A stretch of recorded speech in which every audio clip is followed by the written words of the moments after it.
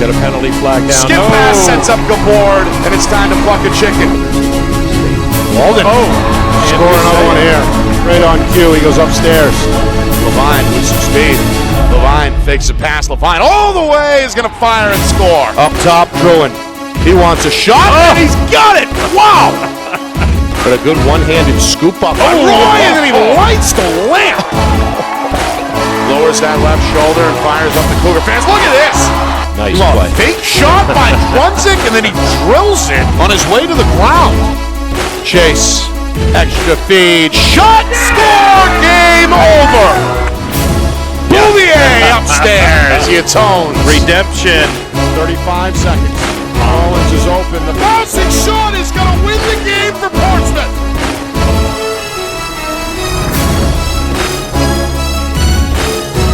Nick Anastas, Rich McDonough with you, getting set for the 2026 NHIAA Boys Lacrosse Division I State Championship game. Here on Friday Night Lights, New Hampshire, we're broadcasting in conjunction with the NFHS Network. It's Pinkerton and Bedford, seeds 1 and 2 on a collision course all season long. These two teams did meet once last month, late in the regular season. That was a win for Bedford. Both teams 17-3 during the regular season. Only one in-state loss for each club. Star power on both sides. Big crowd on hand here at Stello Stadium. And a hot temperature down on this turf field as well. 90 degrees outside, but even hotter, Rich, down where the action is. Without a doubt, and I get to talk to a bunch of coaches down there and walk the field. I've played on some hot turf fields, both as a collegiate player and as a Maryland AAA club player. It's 110 down there, maybe 115. Your feet are going to be feeling it all day long. But you get to this point in the season, Nick, nobody cares. It's about the face-off, that initial draw, hot goaltending down the stretch. We've seen a lot of it. These kids know each other. They are fired up, and I was there on field level for warm-ups. The energy is outrageous. It's going to be fun. Two hot goaltenders. Oh, yeah. As well. Junior Owen Perkins for Pinkerton stopped 18 shots as the Astros dethroned Bishop Girton back on Wednesday night. And, of course, in goal for Bedford is the senior Ethan Kahn, who also had 18 saves. That was a Bulldog win over Exeter in the semis. Remarkable. Two goalies on fire. Each had 18 saves. They carried their day in close games, and they've been doing it second half of the season. Outstanding. We saw them early in the season, and then they got better and better. I love it as a goalie myself. Bedford wins the face-off behind junior Dylan Riccio, and now it's Bryce Durso weaves his way, trying to find some room. Here's Dylan Matthews, or Bennett Matthews, excuse me, comes firing there from up top. He's a player to watch, of course, one of the best players in the country, headed to Duke next year. The senior had 2 assists in the win over Exeter. Yeah, and I got to talk with Coach Gaudreau, and, you know, I was a longtime coach myself, and we were analyzing how it was. He's 2 big guys, Bennett Matthews and Brody Helton. A little tamped down the other night. Good defense by Exeter, but he expects stars to shine tonight. Bedford, meanwhile, has held the ball now for nearly a minute on their opening trip. It's the freshman Dax Bakar who slows this down to a grind, wants a one-on-one from behind the cage. And Bakar has been a really pleasant surprise. Freshman playing like even a senior. Let's give it to him. Long pass. They get Helton open. That was a pipe. Shot high, rebound shot denied. Well, Perkins, we mentioned him, stood on his head at times in that semifinal win against Bishop Girton. Looked pretty impressive there. And one thing he did was he stayed big. He didn't get caught up in the ground game right there, as it were. He kept his body tall, square, and a quick shot. Frequently, it's hard to change planes in traffic, Nick. He stayed big, got that save. So now the Astros come on the attack. Pinkerton in their Road Reds as the number 2 seed, 17-3 overall. And again, 13-1 against in-state competition. They knocked off Bishop Girton not once but twice. Once in the regular season and again on Thursday night. Here's Levi Weaver, senior to watch, shot and score. May have unexpectedly pulled the trigger there.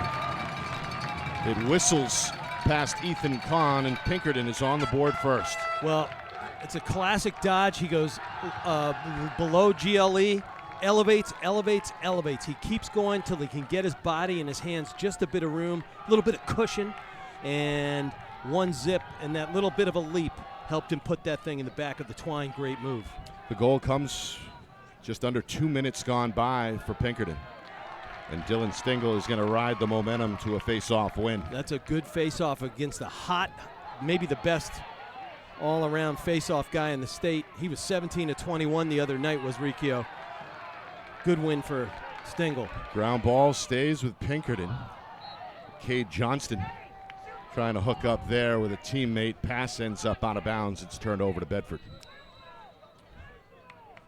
And I tell you, Pinkerton's energy just opening up the game right here. One way to take that away is get a nice, easy clear, and there's a guy who can do it, the athletic Bryson Durso.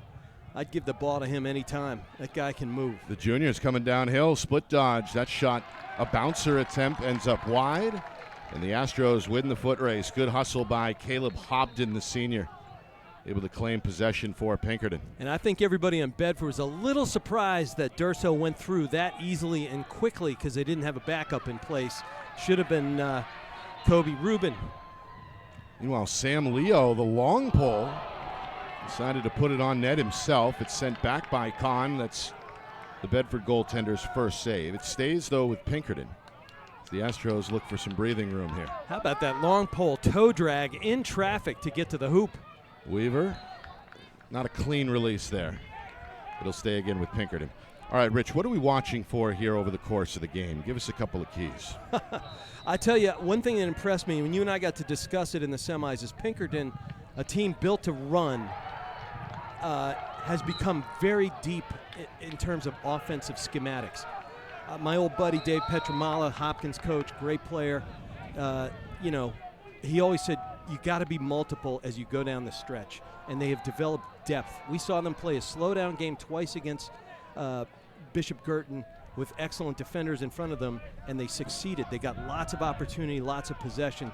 So two-headed monster out of Pinkerton, stingy defense from Bedford. I think they're going to win a lot of draws, and I think it's going to be about possession, and it's going to be close. See a shot from Matt Gormady. Great player. He's certainly on everybody's radar. He had 4 goals in the semis. He better be on everybody's radar.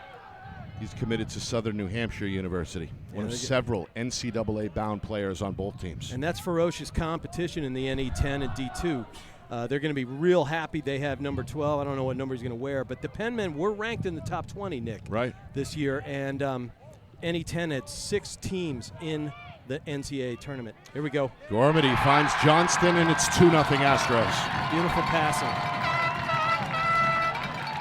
Cade Johnson had 4 goals in the victory over Bishop Girton. He's got one early here in the state championship game as Pinkerton celebrates on the sideline. Yeah, it's just classic lacrosse. Taking one side of the slot, we pass faster than you can defend and rotate.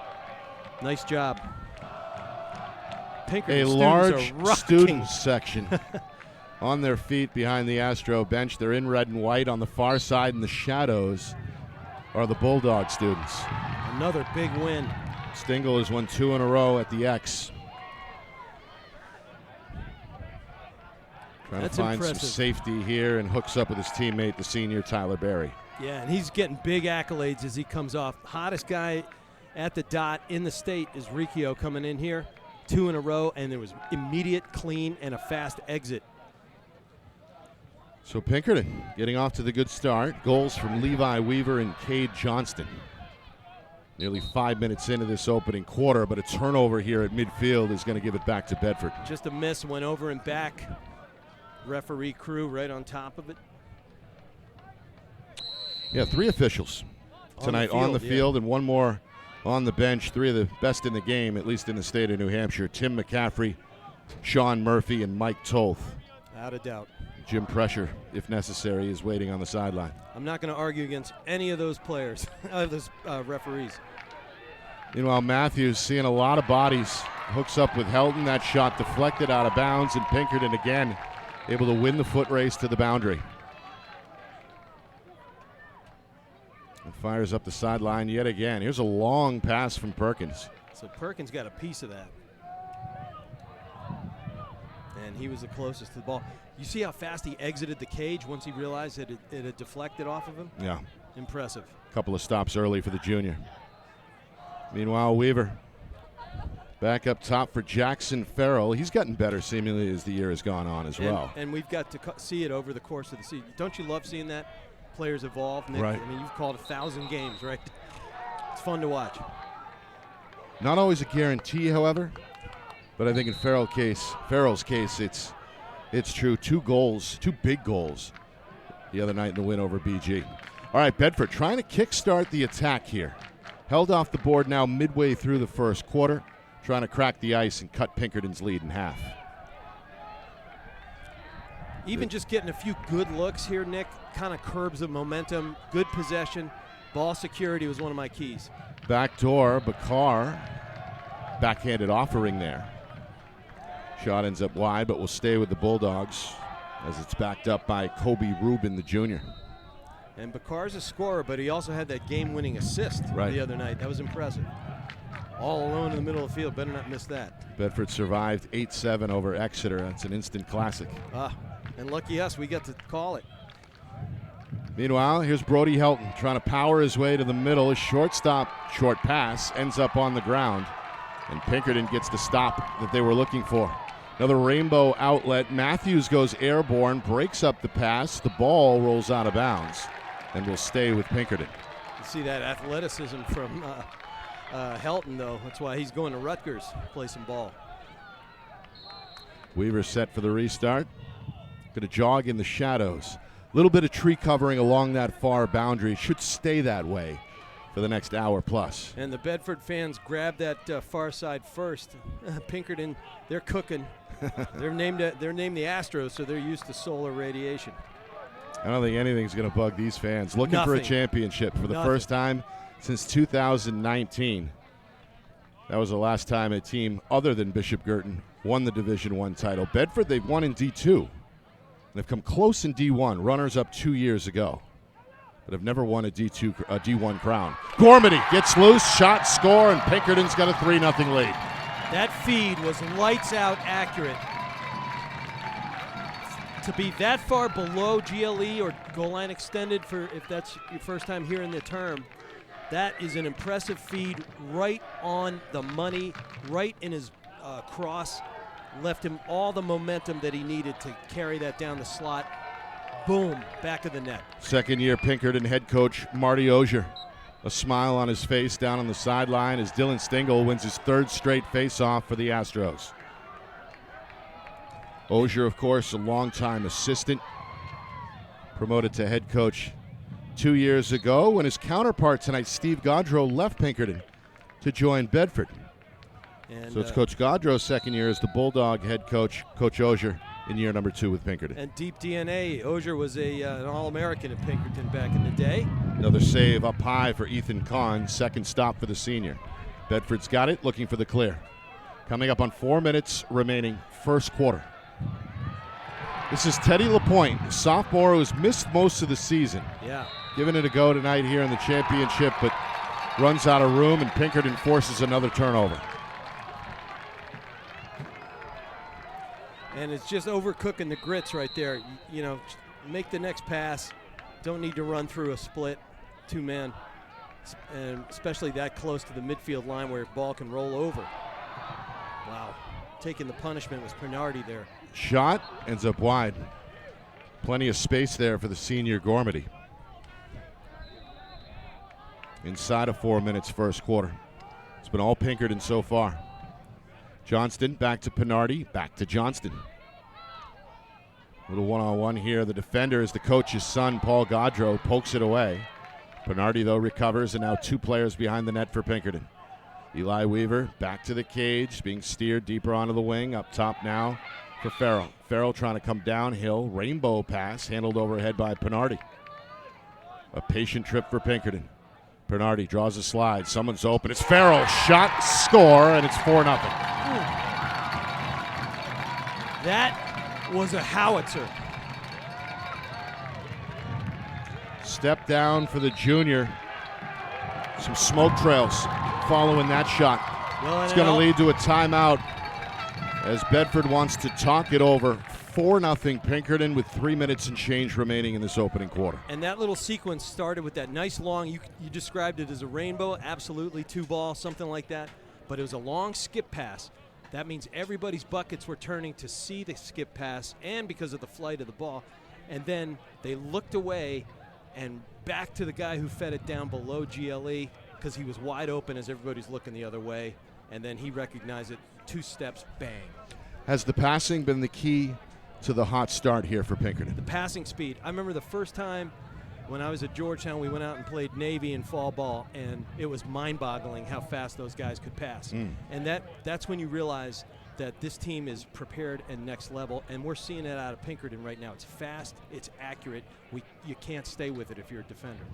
For Bedford, Coach Gaudreau, what do you do? Down 4-0 here early. Have a calm talk with your guys, all right? It's the first period. It's 4 goals. You've been down 4 goals before. It's just part of the game. All you have to do is get 1. Manufacture 1. That's why I was saying don't overcook the grits. Don't force it into traffic. We've seen a pass 2 times inside, go right to the crease or the island, and there were 3 guys on the same level. Don't do that. Pull it out. Get some offensive flow. Manufacture good looks. Even if they don't go in, it feels right, and you feel like you got your mojo going, Nick. Yeah. That's the right question. Nick Anastas, along with Rich McDonough, and a couple thousand folks here at Stello Stadium in Nashua. A great day for championship lacrosse. All 3 divisions squaring off on the boys' side tonight. Of course, up in Manchester, the baseball finals are going on as well. So a big, big day in high school sports. And for the seniors, the end of the road, so to speak. Win or lose tonight, kind of bittersweet, I'd imagine, for seniors on both teams. It is, and I still think about my last game in high school and still think about my last game as a collegiate player. It hangs with you, and it makes you smile most of the time. Wish you had one back here and there, but it's special, and no matter what, you treasure the brotherhood and the sisterhood, your relationships with your coaches, and this is just a special time. You hit the nail on the head right there. At all 3 divisions, they've been playing some great lacrosse. Yeah. I got asked to do all 3 title games today, but I'm here with you, Nick. It's been a great season with you. Can't be everywhere at once. Unless you're Joe Marshallana. That's part of the problem. All right, out of the timeout, Dylan Riccio, he won the first faceoff for Bedford. The last 3 have gone to Pinkerton's Dylan Stingle, and this one will as well. The junior red hot, as you said, Rich. I'm impressed. Astros hook up on that far side with Weaver. Trying to crawl out of the shadows. A drop step. The defender is Frongillo, staying with him. 3 minutes remaining. First quarter. Pinkerton threatening to add to a 4-0 lead. Astros will reset. Coach Ozier waving his arms, directing traffic from the Astros sideline. This is the speedy Ryson Michaud, Jr., member of the football team with blazing speed. Now Johnston go one-on-one with Gaudreau. Gaudreau's up for the challenge. Going to bring the junior near side, set up Farrell, trying to find somebody backdoor, nobody home. Turned over to Bedford. Yeah, he was expecting a cut toward the ball, didn't materialize, and there it went. 2:30 on the clock. I think this is an important clear. Every clear is important, but this one's particularly important, Nick. Pinkerton ride has looked pretty good so far. Bakar does cross the 50. Yeah, Pinkerton's ride is very aggressive and athletic today. All of a sudden, the freshman's got a free pass, shot, and score. Well, nobody between him and the cage. Why not? Hits the gas, goes right to the crease. So he hit the gas after he took his foot off the gas pedal, Nick. Almost like a little rope-a-dope. It looked like he was going to run it to safety, set up his offense, and the defender kind of eased up on his throttle, and that's when Bakar recognized that. And this is one of those things. We were talking about it the other night. Uncanny IQ for a first-year player right there, Nick. That's huge for Bedford. A fearless take by the freshman. Bakar gets Bedford on the board. It's 4-1 Pinkerton. Can the Bulldogs win a face-off? Riccio is knocked down. Both players end up on the turf. It's going to stay with Bedford. That's a win for the Bulldogs. Yeah, it just got a little bit too much of the backside. Down he went, but that's no matter what, it's a huge get for Riccio. Can Bedford score 2 in a row? Inside of 2 minutes here, first quarter.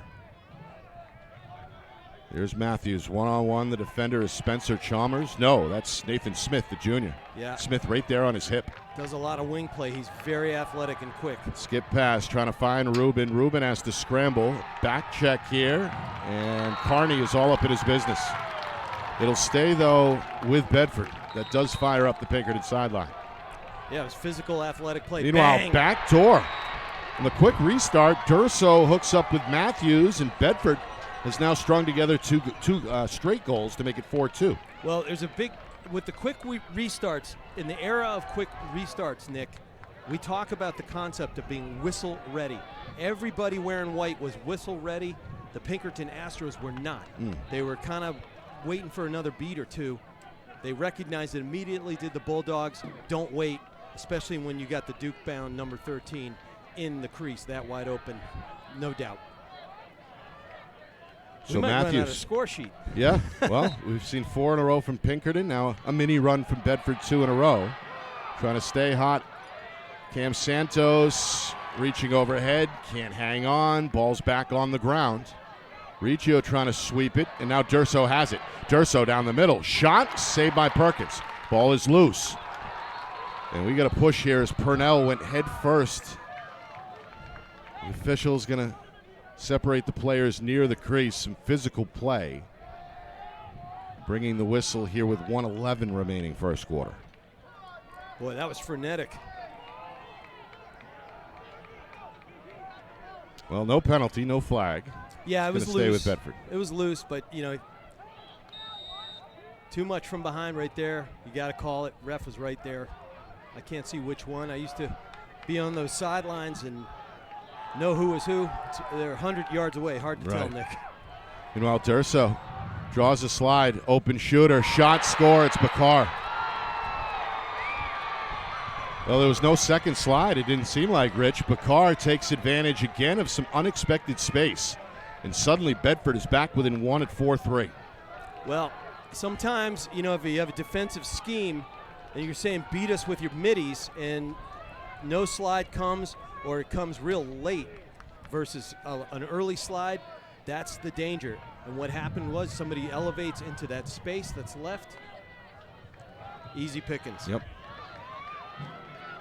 So what I was saying a couple minutes ago with that timeout is just get your head screwed on straight if you're Bedford, and they surely have. They respond with 3 goals in 1:18. Meanwhile, Stingle wins a faceoff for Pinkerton. We're down to 40 seconds here in the first quarter. This is Pernardi in isolation. Frongillo welcomes the challenge, turns the corner, hooks up with a safe pass back up top. Astros try their luck near side now. Goal line extended for Farrell. Down to 20 seconds. Takes Gaudreau for a ride, turns, fires into the side of the net. Kahn fishes it out, and we are down to 10 seconds. Teddy Lapointe, the sophomore, takes a hit. Ball comes out. Lapointe recovers. He's met by another defender at midfield. Final seconds, first quarter. Bedford going to run out the clock. And that brings us, I believe, to the end of the first quarter. Is there a penalty, Rich? It's a flag down. Right around the 40-yard line.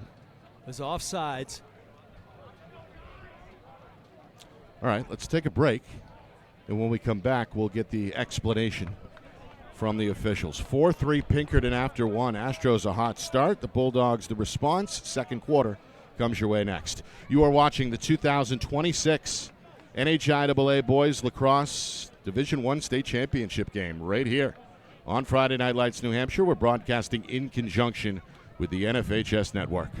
The New Hampshire Tomahawks promote the highest level of club lacrosse, not just in the state, but in the country. For over 20 years, 95% of New Hampshire All-Americans have been Tomahawks. Looking to get recruited? Their directors help each athlete find the right college fit through individual guidance, strong relationships, and consistent communication with college coaches. The Tomahawks prepare players to compete at the highest level, providing access to the best regional and national tournaments for maximum exposure. More than 1,000 alumni have gone on to compete at the collegiate level, including in the ACC, Big Ten, Big East, Ivy, Patriot, NESCAC, NE10, and more. At the New Hampshire Tomahawks, players train with the same coaches and teammates, building elite skill, chemistry, leadership, and confidence. Every session combines high-level, position-specific instruction for all positions.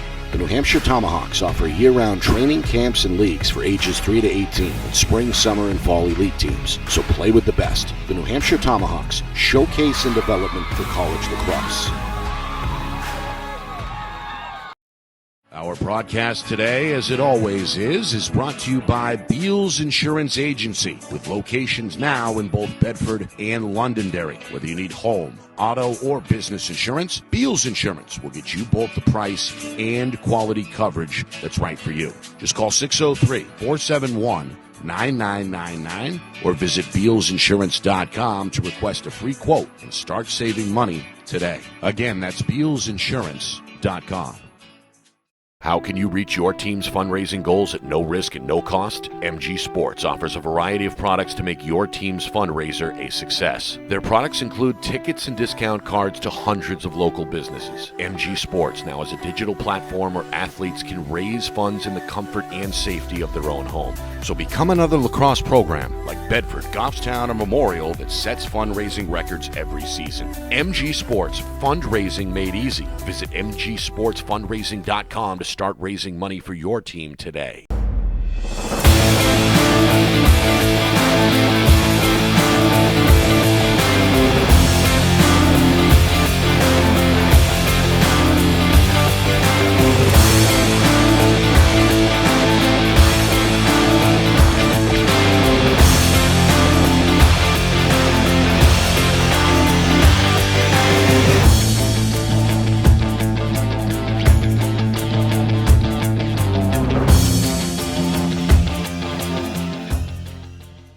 New Hampshire Tomahawks promote the highest level of club lacrosse, not just in the state, but in the country. For over 20 years, 95% of New Hampshire All-Americans have been Tomahawks. Looking to get recruited? Their directors help each athlete find the right college fit through individual guidance, strong relationships, and consistent communication with college coaches. The New Hampshire Tomahawks offer year-round training camps and leagues for ages 3 to 18, and spring, summer, and fall elite teams. So play with the best. The New Hampshire Tomahawks, showcase and development for college lacrosse.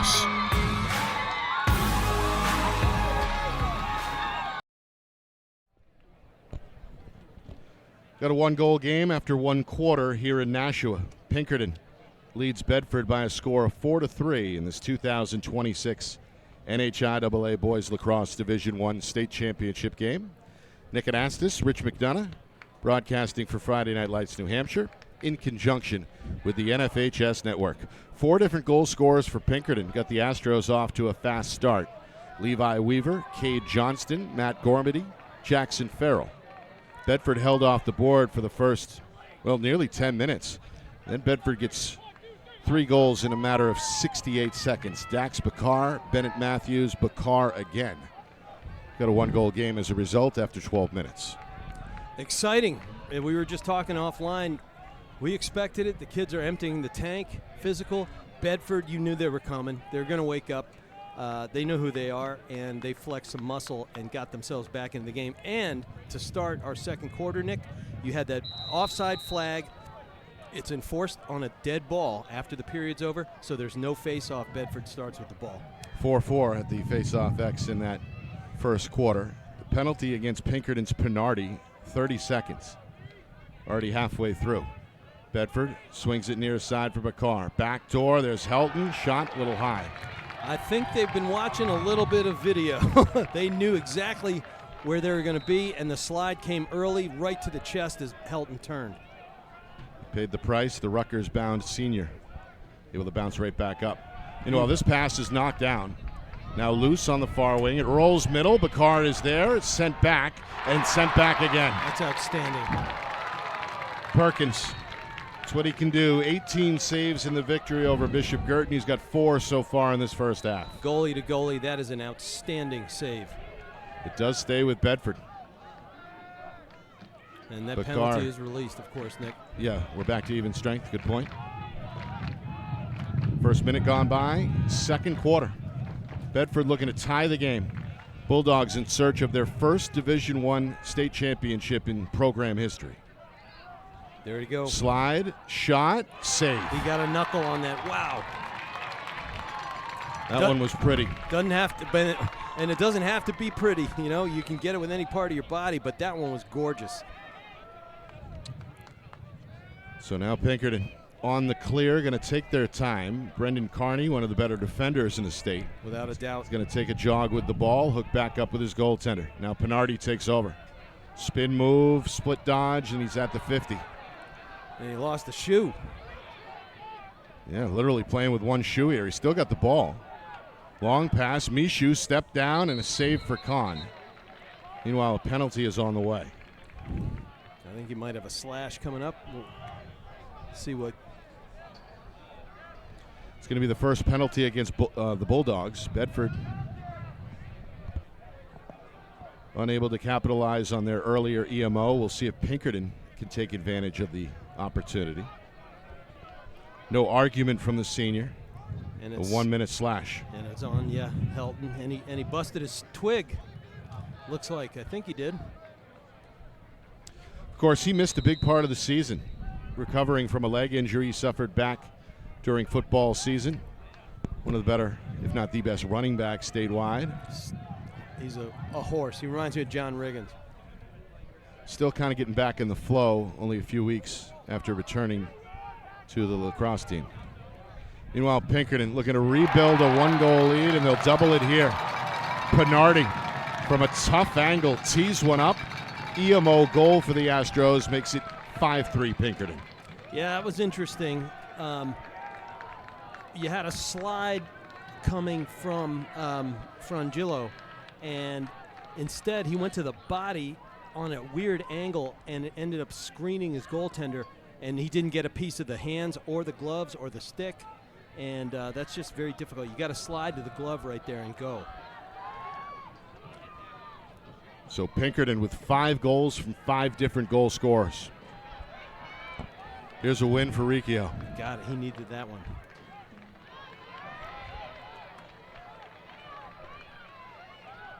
Just over 2 minutes gone by, second quarter. Bedford again looking to slash the lead to 1.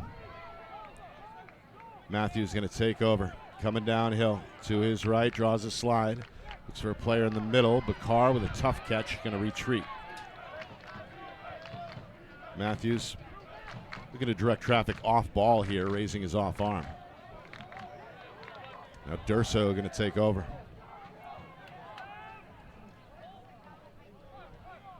Draws a slide. Bakar again with a tough catch. On his backside is Sam Leo, the long pole. Yeah, harassing defense at every single position for the Pinkerton Astros right now, making life difficult for the Dogs. 3 minutes in. One of Bedford's longer possessions here of this first half. Methodical. Helton, 2-man game with Matthews, hooks him up. Bouncer is wide. I like that one. They got Pinkerton confused on the defense. They didn't communicate who was going to go with who, and Matthews was wide open. I'd try that one again. Keep trying to pick the lock. Meanwhile, this is Kobe Rubin. He's had a big postseason. Up top, Matthews, step down, shot and score. That one from deep. Able to beat Perkins low, and the Duke-bound senior now with 2 goals in this first half. Not a great slide right there, but you know Matthews needed that one. Yeah, sure, he got one earlier, but that's particularly good because it gets you back to within 1. But you had a topside slide, and you basically brought 2-man away from the ball, leaving a Duke-bound all-star national power all alone with time and space. Meanwhile, Dylan Riccio starting to heat up a bit at the X. Yeah. Wins his second straight. Riccio doing Riccio things right now. Durso is doing Durso things. The junior high steps after the goal, and we are tied at 5. Didn't take long, Nick. But still, I'm going to look back on that timeout in the first quarter that Steve Gaudreau called for the Bulldogs, and I think that was a critical moment. a poised timeout, and I would have loved to have been in the huddle. He's a poised guy. I got to talk to him right before the game. He doesn't get fazed by this, and none of their athletes do. The momentum with Bedford. After trailing 4-0, the Bulldogs have outscored Pinkerton 5-1, dating back to the final 2 minutes of the first quarter. Stingle to Pernardi, and that shot whizzes over the head of Ethan Kahn out of bounds. And how do you stop a run, Nick? Get the ball at the face-off. Now 4 minutes in, second quarter. Shadows growing a little bit longer, starting to stretch towards the middle of the field. Meanwhile, a turnover. Ground ball ends up with Johnston. Pernardi takes a hit, goes to the cage and scores, and look out. Big collision, multiple flags. Pernardi again celebrates with the Pinkerton crowd, and the officials are going to talk about the penalty.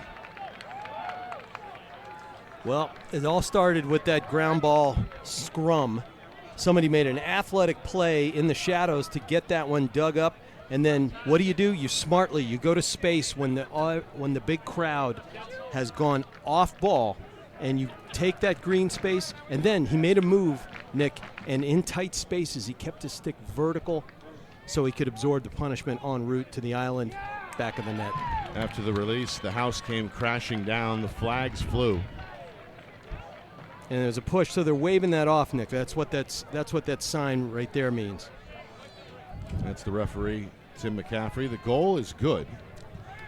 The flag has been waved off, so Pinkerton leads 6-5 with 4 minutes gone by in this second quarter. So when it's a technical foul, which would result in a 30-second, they wave that off. They've got Santos in the box. But there's another one. The push was waved off. Santos has a personal foul. So there were two penalties. Right. So Santos is going to pay the price. Yep. For the next minute.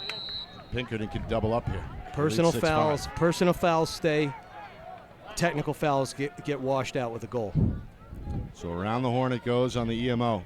Pinkerton already made Bedford pay on the earlier EMO. Had a goal in the first quarter. We got Jack Ford, the junior midi, in there on special teams. He's camped out here on the near wing. It's Farrell up top. Around the horn it goes, looking for cutters. Good communication here defensively by Bedford. They're halfway through the penalty. Yeah, Lawless. In the middle, Weaver jammed up a bit on the release. It goes high. It stays with Pinkerton. It's never going to go in the scorebooks, Nick, but Jack Ford is hunting, and Lawless dropped down deep into the formation there and cut off a big skip pass. There's a shot. It's Michael Boudreaux, senior, able to step in. Yeah, they're saying the goalie was the closest to the ball. That's an interesting one, but referee royalty here. I'm not going to mince words. Bedford ball. Still got 20 seconds. Yep, they're shorthanded here, trying to work out of their own end. Here's Matthews. Matthews, full head of steam. Good dodge. Yeah, this is when you win your athletic matchups when you're shorthanded, and there's a guy who can win just about any athletic matchup. 5 minutes in, second quarter. Bedford kills off the penalty. Pinkerton still leads 6-5. Bulldogs trying to tie the game. It's been a tight first half. Pinkerton got off to the great start, the dream start, really. Really. A 4-0 lead kept Bedford off the board for nearly the first 10 minutes. Then Bedford scored 5 of the next 6 goals. Wow. And they'll add to that total here as Bakar finds a little bit of space out front and lets it rip. How about the hat trick for the freshman in the first half of the state championship? He's not a freshman. He's a college senior. But boy, the turn in traffic and then to rip off a low release with a defender right on your tail, that is next level lacrosse, Nick. Nearing the midway point, second quarter. Dax Bakar had the game-winning assist the other night, one of 2 in that victory over Exeter. 3 goals in the first quarter and a half here in Nashua. And that's a good confidence builder. You kill off a penalty, drop one in. Pinkerton looking for a quick strike, and they'll get it. Tic-tac-toe. Dingle the face-off win. And then the goal from Levi Weaver is his second. Pinkerton strikes back 7-6. Precision passing, what we talked about in the first quarter for Pinkerton, Nick. Out of the face-off, great win right there from Stingle. beautiful, quick passing, nothing dying in the pockets. It's out. You cannot keep up with it. That's just classic win on face-off when you have an edge. 8 seconds is all that took. 8 seconds. Well, Riccio wins again for Bedford.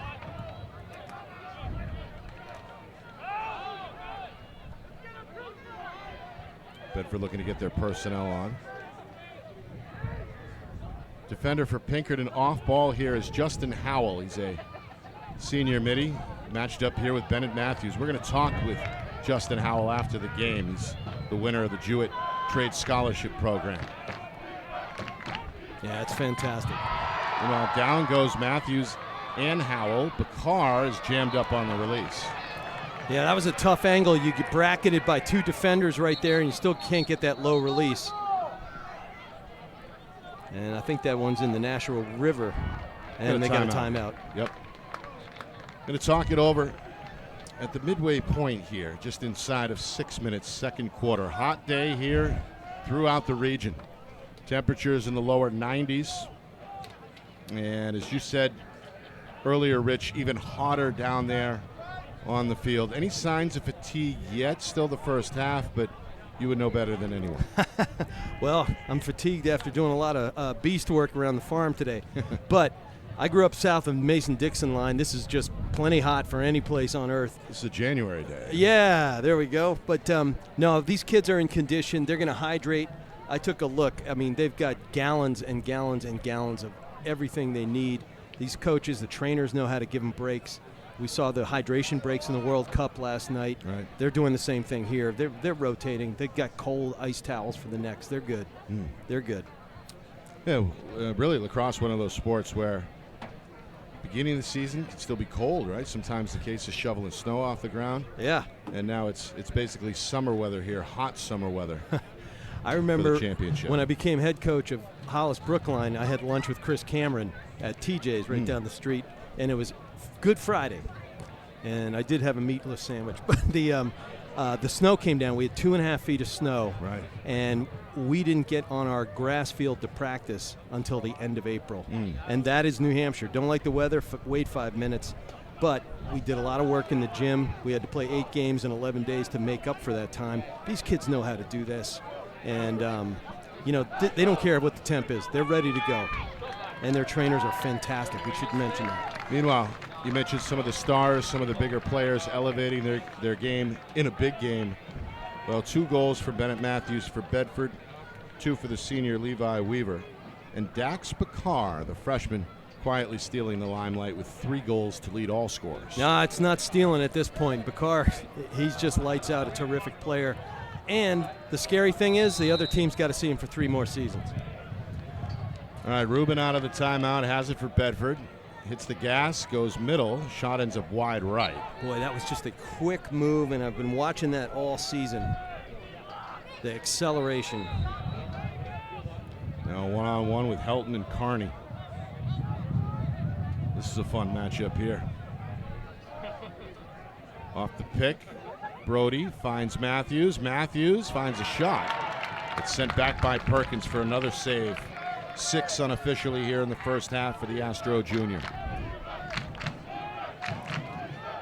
Not as many saves as the other night, but when he makes saves, boy, they are stellar, aren't they, Nick? He's had some highlights for sure. Without a doubt. Not just today in this first half, but throughout the tournament, throughout the season. Yeah, we're lucky we've seen him play 3 or 4 games. It's been special. 5 minutes to go until halftime. Bedford hoping to tie the game. Pinkerton looking to protect their 7-6 lead. Matthews going to toil, make that Helton. And now again 1-on-1 with Carney as the 2 seniors vie for position. Hits the gas, comes middle, ball out. Looks back up with Matthews, sweeping shot and score. Wow, I think that got deflected on the way in. Doesn't matter, it went in. That is huge, but the ground ball right there in traffic, Nick, and the wrister to get rid of the ball as you're getting checked, a body check from a defender, and he flipped it out like a spatula. Right. He got it up topside, goal. Getting creative there on the assist. Or desperate. Matthews now 3 goals. So I think that answers the question, Rich, about the star power playing big in big spots. Well, here's Matthews with 3 goals in the first half, including the game-tying score. And they're not playing their best game so far, Bedford. A huge win. Riccio's been hot in this second quarter. Yeah, he has. I've got 4 of 6 so far. Now Bedford looking for their first lead here. They trailed 4-0 about 10 minutes into the game. Matthews determined here. Yeah, bull dodge. Old school. Lowered the shoulder into the chest of Howell and let it fly. Did go wide. Bedford's ready for the restart in that far corner as we approach 4 minutes to play second quarter. More one-on-one. More speed. Back door. Plot foiled as the pass gets through the zone and it's turned over. Yeah, I think the toenails were on the blue line there, the crease, and should have clipped him this morning. Not much pressure here on the ride. A little post. Justin Howell giving some business on the way out. And Purnell. Now Gormady. Matched up here with Drew Clark, the freshman for Bedford. Goal line extended. It's interesting, Nick. The shadows can play havoc. You go from sun to shadow, and it's hard to pick up sometimes, especially right now, Nick. The goalies are having, Khan has it split in his crease. He's got sun in one half, and as a goalie, it's sometimes makes it very difficult to read, Nick. And we've seen those shadows grow throughout the first half. When the game started, it was restricted to those far numbers. Yeah, exactly. And now basically in the middle of the field, at least on the left half. 3.5 to play until halftime. Weaver.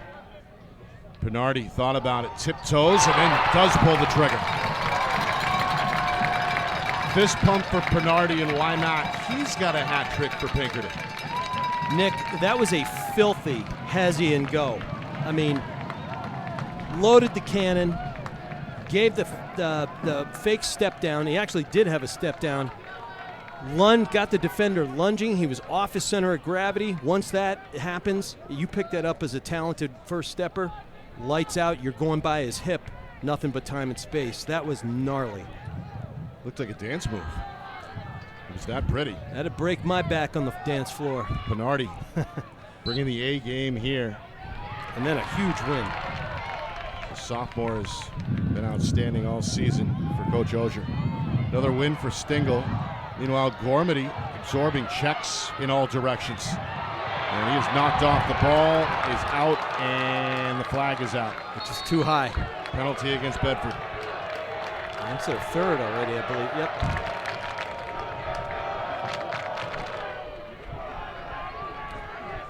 Well, the first 2 penalties against the Bulldogs, Rich, were costly. As the Astros cashed in fact, earlier in the second quarter with an EMO goal. And it's going to do the same as Santos is back in the box for Bedford. Well, the junior is one of the Bulldogs' more physical players. Trying to assert his will there on that play and just extended the stick a bit too far. Well, he extended the stick, but his fists were just way too far apart. Yeah, they'll give you some latitude in tight, but once you got it turns your stick into a weapon, and that's going to just draw a flag every single time. It's too easy, and Santos, he knows better than that. He's probably not feeling so good. So Pinkerton looking to double their lead on the EMO. That one goes by the helmet of the goaltender. Did you see Pinkerton's rotation? They're passing back against the grain, and it's I dare you to catch up to the ball and our passing speed and accuracy. 2.5 to go. Their 5-man rotation. They got to talk this through. Everybody's touching the crease, man. That's textbook Lars Tiffany defense right there. Weaver in the middle. Look away. Couldn't quite reel it in. Yeah, faked his own man out. Pinkerton staying patient. Here comes the drag topside. Final 10 seconds on the penalty. They look middle. Ball ricochets. Held by Boudreaux. Bedford looking to kill off the final seconds. No shot from Pinkerton. And this is dangerous. You're not even yet until you get in the formation. Matthews jogs back into the play, and the layup is snuffed out. Khan on the right. place at the right time there, able to cover that far pole for his 4th save. And it was still essentially a man-down moment because they hadn't recovered their man-to-man formation. They were still in rotation, and they almost made that one work. Kahn gets a stick up. Nice job. Final 90 seconds, first half. Nice deflection. It looked like Hobden. Hobden's a good player. We've seen him play well all year. Yeah. Going to Clarkson. The senior defender. Yeah. Coming up at halftime, stats, highlights, analysis. See if we can get some out-of-town scores on Championship Saturday for you as well. That's all coming up at halftime. And we got a flag down. Helton scoops it. Oh, Trail check by Carney, and now we get the penalty. Wow, you don't see an All-American get yard sailed like that too often. Well, Carney has been up to the challenge so far. He's played well in this first half. He's been matched up with Helton almost exclusively. That's delay a game penalty, Nick. It'll be 30. Couldn't see who got it. 26. That's that's Justin Howell. Typically what happens is, I don't know, you throw the ball toward the corner and try to get back into position. I didn't see an off ball right there, or you prevent the guy from picking up the ball.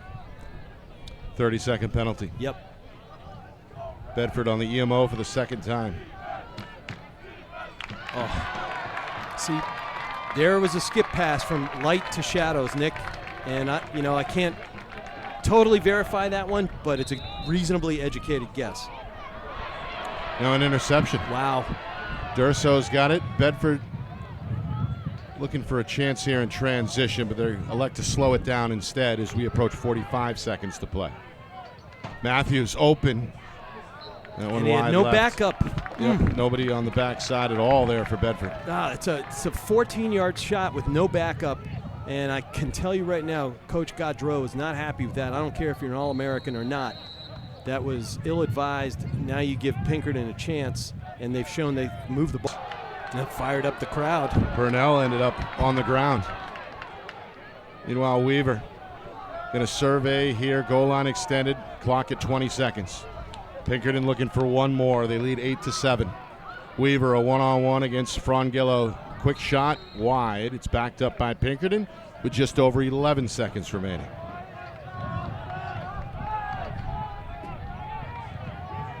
All right, they're starting a 2-3. I was about to say I would expect a timeout. Yep. We got one. Can't take him with you, right? Yeah, right. Kind of like money. Coach Ozier going to take his final timeout here. His club up 8-7. Now, how many plays are in the back pocket for a situation like this here at the end of a quarter, end of a half? A few. What you want to do is you want to start in the set because it is only 11 seconds, and then you want to quickly rotate or drag somebody into and away from ball, maybe pick away and get to green space, cut and fill. And what we mean about that, somebody leaves a space on the field, quickly get the backside cut, and maybe you get a little skip pass, wing to wing. It can happen. You've got to do it over and again to make it quick. But these guys are such good athletes. They're prepared. Top two seats meeting here in the championship. We're going to have a new Division I title holder for the first time since 2019. That was when Pinkerton beat Bishop Girton. Bedford, of course, they're gunning for their first state championship as a member of Division I. They've done it at the other levels, but not at D1. So Marty Ozier in the hunt for his first ring as a head man, and of course, Coach Gaudreau, he would love to bring one to Bedford High School for the first time in school history. Yeah, it's really exciting. For myself as a coach, and I played ball forever at every level, and I just think anytime you get this nice mix in lacrosse, and you had a 5 seed get into the Final Four. Obviously, Exeter's got great defense. I kind of expected that. And you love seeing Dover elevate their game. Yep. And then I've been following D2. I used to coach D2 here. Just wonderful stuff. You got Derryfield and Winnicunnet going after it today, and you got Co Brown and Bo up at Laconia. It's just a great day. Right. But we got 11 seconds left here in this half. Pinkerton looking for one more. The restart will come from the corner. Sophomore Tyler Pernardi. who stepped up big time in this first half, is going to come here walking. Down to 5 seconds, down to 4. Coach Gaudreau electing to take the lead with him into halftime. 8-7 Pinkerton. But you still had the penalty situation, Right. so they'll come with no face-off and possession of the ball. And I think that's what they were saying. That timeout, it's like, don't do anything. We don't need to script anything. Let's just hold the ball and get to the second half. So they'll have it to begin the third quarter. Yes. And it's also the second time that they've had it to begin a quarter. Your math is better than mine. 10 minutes on the board here. That's as long as the halftime rest. So we'll step aside, come back with some stats, highlights, analysis, and get some out-of-town championship scores your way as well. Pinkerton 8, Bedford 7. More in a moment. You are watching the 2026 NHIAA Boys Lacrosse Division I State Championship game. Here on Friday Night Lights, New Hampshire, we're broadcasting in conjunction with the NFHS Network. The New Hampshire Tomahawks promote the highest level of club lacrosse, not just in the state, but in the country. For over 20 years, 95% of New Hampshire All-Americans have been Tomahawks. Looking to get recruited? Their directors help each athlete find the right college fit through individual guidance, strong relationships, and consistent communication with college coaches. The Tomahawks prepare players to compete at the highest level, providing access to the best regional and national tournaments for maximum exposure. More than 1,000 alumni have gone on to compete at the collegiate level, including the ACC, Big Ten, Big East, Ivy, Patriot, NESCAC, NE10, and more. At the New Hampshire Tomahawks, players train with the same coaches and teammates, building elite skill, chemistry, leadership, and confidence. Every session combines high-level, position-specific instruction for all positions. The New Hampshire Tomahawks offer year-round training camps and leagues for ages 3 to 18 with spring, summer, and fall elite teams. So play with the best. The New Hampshire Tomahawks, showcase and development for college lacrosse. Our broadcast today, as it always is brought to you by Beals Insurance Agency, with locations now in both Bedford and Londonderry. Whether you need home, auto, or business insurance, Beals Insurance will get you both the price and quality coverage that's right for you. Just call 603-471-9999 or visit BealsInsurance.com to request a free quote and start saving money today. Again, that's BealsInsurance.com. How can you reach your team's fundraising goals at no risk and no cost? MG Sports offers a variety of products to make your team's fundraiser a success. Their products include tickets and discount cards to hundreds of local businesses. MG Sports now has a digital platform where athletes can raise funds in the comfort and safety of their own home. So become another lacrosse program like Bedford, Goffstown, or Memorial that sets fundraising records every season. MG Sports, fundraising made easy. Visit mgsportsfundraising.com to start raising money for your team today.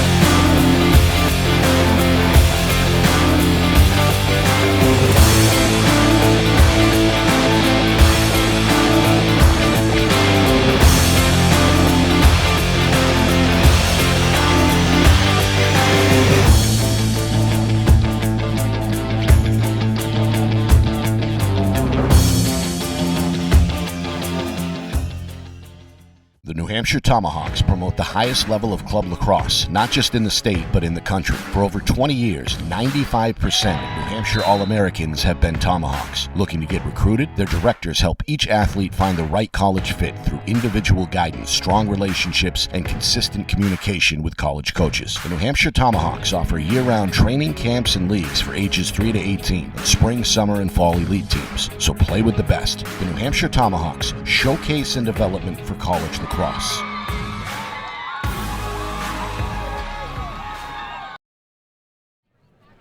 Well, Pinkerton leads Bedford by a score of 8-7 here at halftime in Nashua. It's the 2026 NHIAA Boys Lacrosse Division I State Championship game. Nick Anastas, Rich McDonough with you from Friday Night Lights, New Hampshire. We're broadcasting in conjunction with the NFHS Network. Pinkerton looking for their first title since 2019. They got off to a dream start tonight. Scored 4 goals in the first 4 minutes. Levi Weaver, Kay Johnston, Matt Gormady, Jackson Farrell made it 4-0. Then at the tail end of the first quarter, Bedford got hot. Freshman Dax Bakar got Bedford on the board. Bennett Matthews shortly after that. Then Bakar again. 4-3 Pinkerton, our score after the first quarter. Tyler Pernardi took advantage of a Bedford penalty. EMO goal for the Astros came 2 minutes into the second quarter. 5-3 Pinkerton at that point. Then again, back-to-back strikes from Bedford. Matthews, then the junior Bryce Durso. Brand new game as we're tied at 5. Then back and forth for the final 8 minutes or so. Pernardi for Pinkerton, Bakar for Bedford, Weaver for Pinkerton, Matthews for Bedford, Pernardi from Pinkerton. That's where we are, Rich. 8-7 at halftime with the Astros out in front. Well, we said it would be close. We said it would be fast. We said it would be physical.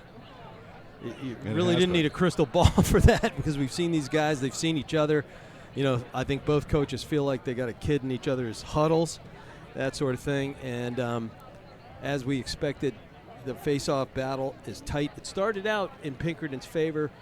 Riccio fought his way back into the contest. We had a couple that were, nullified, and so that, it's an 8-7 battle. No face-offs. And we're going to start with no face-off to start this third period as well. Goalies didn't have just the prolific amount of saves like we saw the other night in the semis. Where both goalies had 18, which is amazing. But the quality of their saves, fantastic, motivates a team, and I think we got a little bit of everything that we were promised. Yeah. Ground balls, Pinkerton had an early advantage, and Bedford seemingly, Rich, evened things out there in that second quarter. You mentioned the goaltending as well, by our count up here in the booth, which is far from official. Perkins with 6 saves for Pinkerton, Ethan Kahn with 4 for Bedford. And at last look, Pinkerton leading the ground ball battle at halftime by a count of 13-8. Well, that's mostly because Stengel got all those ground balls off the draw, right? We had a couple of violations that went Bedford's way. And then, there was a lot of ball control, so we didn't have and a bunch of balls went out of bounds. Right. Some unforced errors. I think into the shadows we lost things. So the ground balls are low, but 13-8. I'm not surprised. Pinkerton's very physical and very fast, and they exit quickly once they get it. Any changes you foresee game plan-wise in the second half? 8-7. We've had a game of runs, and that's sports. 101. I think both teams know what they need to do. We saw Bennett Matthews flex. I think maybe get Brody Helton a little bit more into the game if you're Bedford. And, Owen Perkins is so hot. I think you just stay with where you are. Pinkerton has been very physical on defense, and they're clogging up space. I wouldn't change a thing. You don't throw zone into this mix. Maybe right on cue, watch both coaches throw some zone, but they're such great athletes, and they know each other, and they're physical. But this is who they are. That's what you play. Well, Jewett Construction has been a partner of ours on Friday Night Lights New Hampshire. They're also a proud sponsor of the NHIAA. And recently they were thrilled to announce Justin Howell of Pinkerton as the 2026 recipient of their Skilled Trades Scholarship. Justin exemplifies the talent and drive that represent the future of the trades, and Jewett Construction is honored to help support Justin's journey. So we're going to talk with Justin after the game. He's, of course, on the team, one of the Pinkerton midfielders. After the game, win or lose, there'll be an award ceremony for the champion and the runner-up. Rich, you're going to help with that presentation here at the stadium. Justin, after that is done, is going to make his way up here to the booth, so we get a few minutes of his time. Looking forward to that conversation. Absolutely. I've worked in the carpentry and drywall trades for a long time before I figured out that I ought to go back to college. And I have a ton of respect for what he's doing, and I really admire that we're honoring this sort of commitment. I coached, and we had kids doing the automotive school in association with Nashua Community College. And what do? You're a mechanic on day one. You get the ultimate set of tools, as Jeff Spicoli said years ago. It's awesome, Nick. I'm glad you're doing it. Looking to pursue a career in HVAC, so looking forward to that interview coming up after the game. All right, we are waiting for the players to retake the field here, which should be momentarily. Third quarter is on the other side. We'll take a break and come back with the action. Pinkerton leading Bedford by 1, 8-7. Third quarter is next. You are watching the 2026 NHIAA Boys Lacrosse Division I State Championship game. Here on Friday Night Lights, New Hampshire, we're broadcasting in conjunction with the NFHS Network. Getting set for the start of the third quarter here in Nashua. Pinkerton holding an 8-7 lead over Bedford. It's the 2026 NHIAA Boys Lacrosse Division I State Championship game. Here on Friday Night Lights, New Hampshire, we're broadcasting in conjunction with the NFHS Network. Rich, good first half, competitive game of runs, as you said, star power. Those players that you expected to step up have stepped up, and really anybody's guess as we venture into the third quarter. Just what we wanted. I mean, when the two best teams, end to end emerge, 1 seed, 2 seed, they emerge. And one thing I got to talk with both coaches about during the seasons, and particularly today, was all their fierce out-of-state competition has, rough-hewn this team. Yeah. Both teams, they're gritty. You go down, you play a team like Hingham, Westford, you're going to get banged around. And these guys are, they've got a football mentality, but they've taken that physicality into their own lacrosse ethos. We saw it out of both teams in that first half. And I think PA has played a real good first half. Bedford, I think they're still waiting to get up to their top level. And it's a question of who's going to rise up and lead them. Well, you saw the Bedford Bulldogs respond after that slow start. Pinkerton led 4-0 late into the first quarter. Bedford strung together 3 straight to end the quarter. And then we had a back-and-forth second quarter. So if a team can respond from a slow start, I'd imagine that they'd like to avoid that same fate here to begin the second half. Yeah, I think if you're the Bulldogs and Coach Gaudreau, you want to ask your fellas to harness the energy that you put back into the game once you found yourself face the ball down 4-4 and get out of the gates fast, right? Or at least physically and have a good possession, create good looks at the goal. That's what it takes. That's what they did, and they kind of fizzled a little bit toward the end. They could never get up on top, and I think that's what Coach G is going to implore his fellas to do here. Let's get out. Let's be ourselves. And, again, possession, 9/10 of the law. We're not going to have a face-off to start, Nick. Both teams were 15-3 during the regular season. Bedford won the lone regular season matchup. And each team obviously with 2 tournament victories as well. Bedford topped South in the quarterfinal round, then Exeter back on Wednesday. While Pinkerton had no problem with Merrimack in that quarterfinal round, and then dethroned the 5-time defending champion Bishop Girton Cardinals by a score of 11-9 back on Wednesday. And I just got word from a buddy up the road for the D2 semis. It is Derryfield 7, Winnicott 4 at the half. There you go. And Coach Hetler and Snow, they know each other all too well. I coached against both, and they're great people. And I wouldn't put anything past Pat Snow getting his team back in the hunt. And there's still 19 seconds left on that penalty to Bedford. So we begin the second half of this Division I state championship. Pinkerton on the EMO here for the next 10 seconds. Farrell going to examine, swing it near side. Boudros back behind the cage. Skip, shot, score. Wow. Gormady hooks up with Pinardi, and Pinardi has goal number 4 for the Astros. Just 1 second remaining there, Rich, on the penalty. Yeah, but just ball movement, and it moves faster than you can defend. It's plain and simple. And Pinkerton had that, I think, pretty well scripted coming out of the locker room. They got an extra couple minutes to keep the kids cool, and that's all right. The goal comes 18 seconds after halftime. It's the second Pinkerton EMO goal of the game. Faceoff goes to Stingle, who won the majority of the draws in that first half. Shot goes off the pipe. Rebound stays with Pinkerton. Behind the cage, nobody is on Stingle, and the Fogo is going to score. Wow.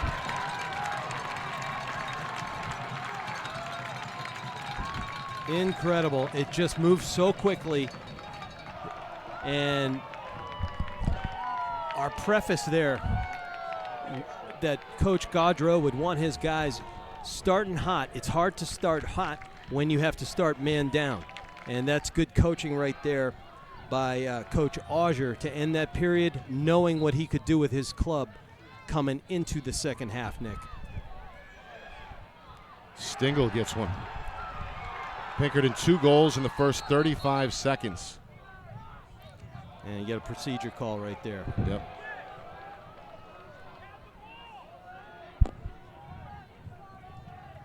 Just like the start of the first half, Pinkerton coming out swinging. Beginning this third quarter with 2 goals in 35 seconds, and now Bedford hoping to respond off the face-off win. Yeah, this is a big trip right here. Manufacture some good looks at the goal. It's like baseball. There you go. Shot, score. There's Matthews. That would be nice pass, too. Yeah. Bakar able to thread the needle there. That's goal number 4 for Matthews. Beautiful. Beautiful. That qualifies as manufacturing a good look at the goal, Nick. I'd say. Bedford back within 2 at 10-8. Boy, 3 goals in the first 62 seconds here.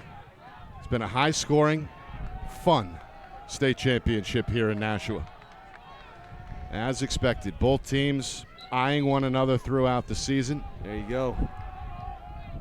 Another violation against Pinkerton is going to give Bedford the ball. Take it any way you can get it. You got to get yourself back into rhythm here. And of course, Rich, Bedford and Pinkerton has become really one of the state's better rivalries over the last few seasons, including this year. These two teams met for the Division I football championship on this field back in November. A couple of winters back, they battled for a boys' state championship on the basketball front. Yeah. And it seems like whenever these two schools get together, no matter the year, no matter the sport, boys or girls, we're in for a treat as spectators. Great roll. Durso, back door, Purnell, tough catch, and an even tougher finish. Able to elude the defender and then sweep it past the goalie for the goal. 2 spins, 720, 2 360s from 2 players. Durso with all that athleticism. Great handle down low by Purnell. He's on the watch list for All-State, and we're seeing why. He was the man and a half in the semis, and that was just a lights-out athletic 2-man game, if you will, right there. And as I said, you manufacture good looks at the goal. Meanwhile, it's Pinardi taking the draw for Pinkerton. And another violation right there. It had been Stingle exclusively up till this point. The officials calling it tight there, Rich. It goes to Bedford again. And now they're going to call a ward here against Durso. May have pushed a little bit with that off arm. So Pinkerton ball, quick clear for Mishu as he navigates the far sideline. Astros with a 1-goal lead here, 10-9. What a start to this third quarter. Pinkerton 2 quick goals in the first 35 seconds. Bedford, they come up with goals from Matthews and John Purnell and are right back in the game. Wow, what a release. Shot from Gormady. A tough release from the near wing. It sails wide. Boy, just going away from the goal, going away from his player, turns on a dime and releases something with that heat. Impressive. Weaver one-on-one against Purnell from behind the cage. Going to spin back to his left, shakes back to his right. Frongillo, and now a slide. Comes over. It's the freshman. Drew Clark who forces the pass, and Pinkerton resets up top. Nearly 3 minutes in, third quarter. Pinkerton led 4-0 to begin the game. Bedford came back to tie, and now they're going to lead by 2. The speed. Gormady. Pure speed. Had something to say, it looked like, to the Bulldog bench after scoring his second goal and putting his club up 11-9. When he left, he was below goal line extended. He was away from the X. That's the area directly behind the goal.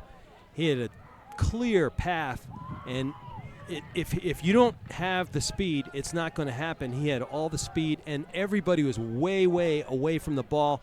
If there was any slide that was going to come from the off-ball side, It was a long slide. It's just impossible to catch up. Here's the defender, Sam Leo. Now Stingle will swing it to Weaver, and here comes the attack for Pinkerton. And great handle there by Stingle on the release of that pass in tight. Weaver trying to get away from Frangillo. And we got penalty. We've got a penalty marker. Here comes Farrell to the net. Bumped off his pass. Still loose. Gormady goes tumbling down, took a shot, and is now slow to get up. Penalty on the way against the Bulldogs. The Astro bench is upset as Gormady is still down. Yeah, they're asking for a trainer right there. Boy, I'm a father and a coach, player. I've been on the ground right there. It's never an easy moment. The senior committed to Southern New Hampshire University, about as tough as they come. One of the smaller players on the field.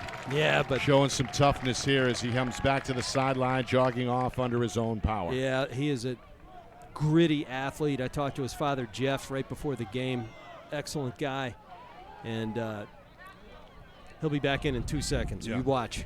Number 12 cannot be denied. At least cleats on the field. Meanwhile, the penalty is on Frangillo. Bedford, Rich, has had some issues with the penalties today. Well, that's their fifth. They've had 4 1-minutes and a 30, and it's really tough when you got to play down a man for that long, that stretch of time. And only 1 30-second penalty against Pinkerton. Here comes Gormady. He's a crowd favorite. Teammates cheering him on. The student section likes it as the senior is back on the field. Meanwhile, the officials are not too keen to get this started yet. It's interesting. Coach Ogier, yeah, going to adjust the personnel here. Trying to get one ear on you. So the game stopped because of the Gormady injury. That means the player who caused the stoppage, I believe, has to wait to come back in. Is that correct? That's my recollection. There have all kinds of rule changes since I was either coaching or reffing. I know that's the rule in basketball, if that's any help at all. But and football. Right. All right, meanwhile, the Astros have it. And we're still waiting for the officials to give the green light to restart here. My old buddy Ken Blaska, who's a coach at Timberlane for years, I went up against it. He's hot in the box right now. It's one of the Astro assistants under Coach Ogier. And, of course, Pinkerton's playing without Brady Blaska. So they're saying it's an illegal substitution from Gormady now. That's interesting. They wanted to start the ball rolling and have him sub in through the box, and they said he did it illegally. Crowd is upset. Matthews has it for Bedford. You can hear the reaction now from both sides of this crowd. Boos raining down on the officials, but I think technically, Rich, they may have been right.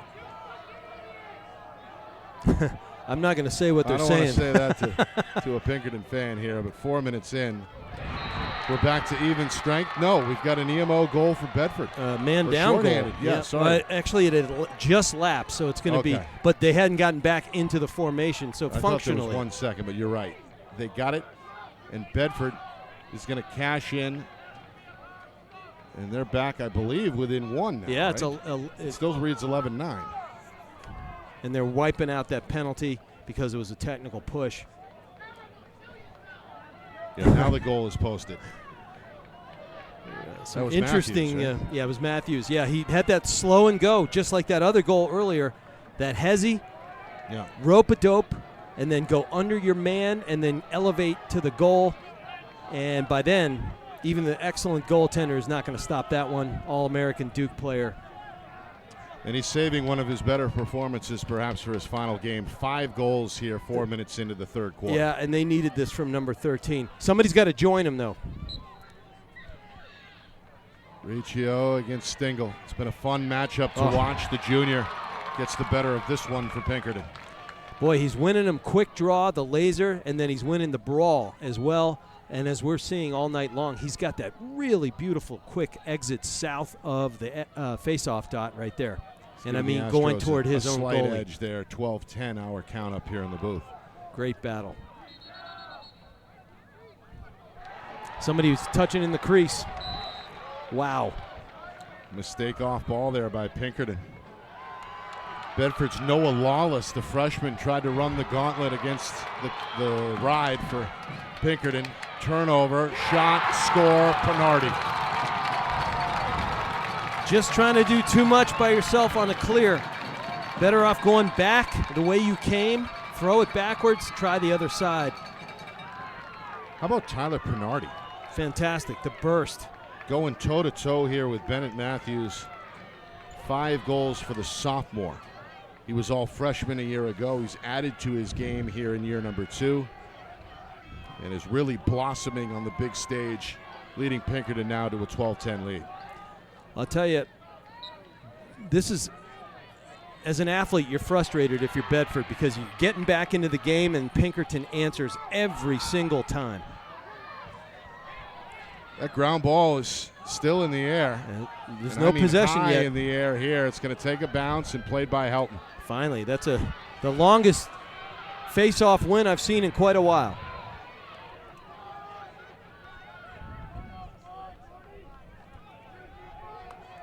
So now Bedford on the attack, looking to get their personnel in place as Durso joins the party.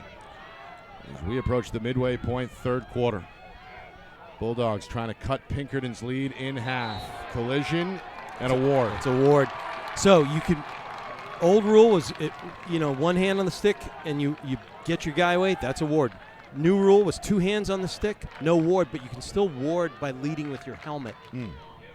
You can bull dodge and it's not a ward, but if you push off a legitimate check, it is a ward with your helmet. That's the second violation against Durso. That's exactly right. And I don't blame him for what he's doing. He's trying to get his team back into physical mode and, punch back, as it were. But got to play lacrosse, play sensibly. Pass a little behind target, and a flag is going to fly. Farrell, step down, shot, and score, a sniper. The bullet goes over the goaltender's shoulder. Going to pick up the penalty as Pinkerton leads by 3, 13-10. Back-to-back goals for the Astros. Second goal of the game for the junior Jackson Farrell. And this is what happens when you turn it over, when you commit silly fouls, and you just give the other team momentum that you're trying to take away from them. And this is why you have to play with game integrity and keep your ethos as a team.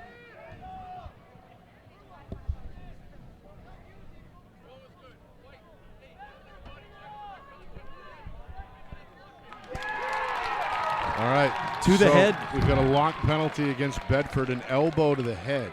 And I think he said 3 minutes locked in. We'll see when they put it up on the board. I could almost hear 100 years. It is 3 minutes locked in, Nick. Third penalty against Bedford junior Cam Santos. And you can see he's not happy as he explains himself to the Bulldog coaches. So what this means, it's locked in. That means it's a full serve penalty. That, no matter how many goals they score, or if they score at all, but they could score 10 goals, right. Man up. That is brutal when you've just gone 3 down. Really a golden opportunity here for Pinkerton to rebuild what was their largest lead. They started the game out in front 4-0. 4 different goal scorers in the first 10 minutes. Bedford came back in the second quarter, trailed by only 1 at halftime. And now here in the third quarter, the last 2 goals have been scored by Pinkerton, as the Astros have been led this afternoon by sophomore midfielder Tyler Pinardi. He's got 5 goals. Bedford has kept close thanks to a titanic effort from their All-American Bennett Matthews, who has 5 goals of his own. Meanwhile, Coach Gaudreau not happy as he roams the Bedford sideline. His team shorthanded for the next 3 minutes. We at the midway point, third quarter. And a big face-off here, Rich, between Riccio and Stingle. And Riccio Quick moved whistle and just as well because and they weren't whistle ready yet again. Pinkerton wins that one. So this is gut check. 3 minutes. you are MD, man down. And if you're Pinkerton, you can afford to take your time, pick your shots here. So Take a look. The momentum is yours. The ball is yours.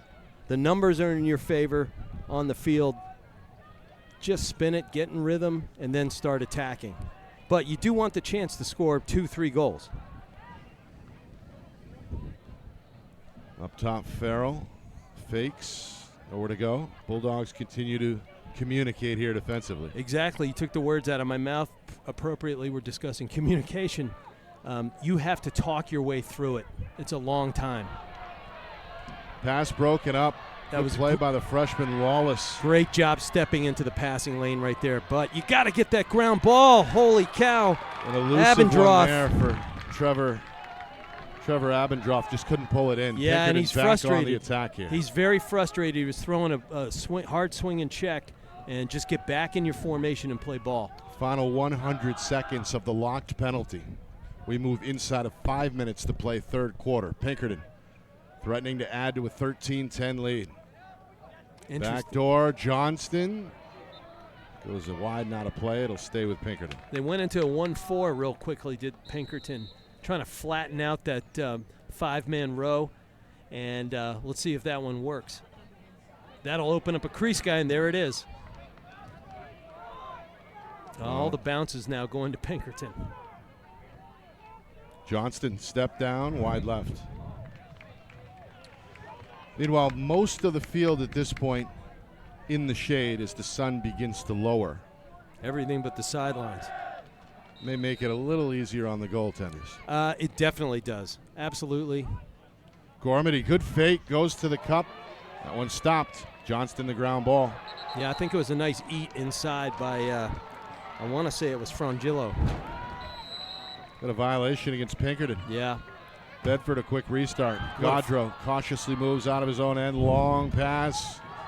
Rolls along the sideline. It's still in bounds. Matthews trying to hustle it down, and he does. Matthews along the goal line. Met by Carney. Not going to try it. Flicks it over the shoulder instead to the freshman Bakar. Bedford still short-handed for 45 seconds.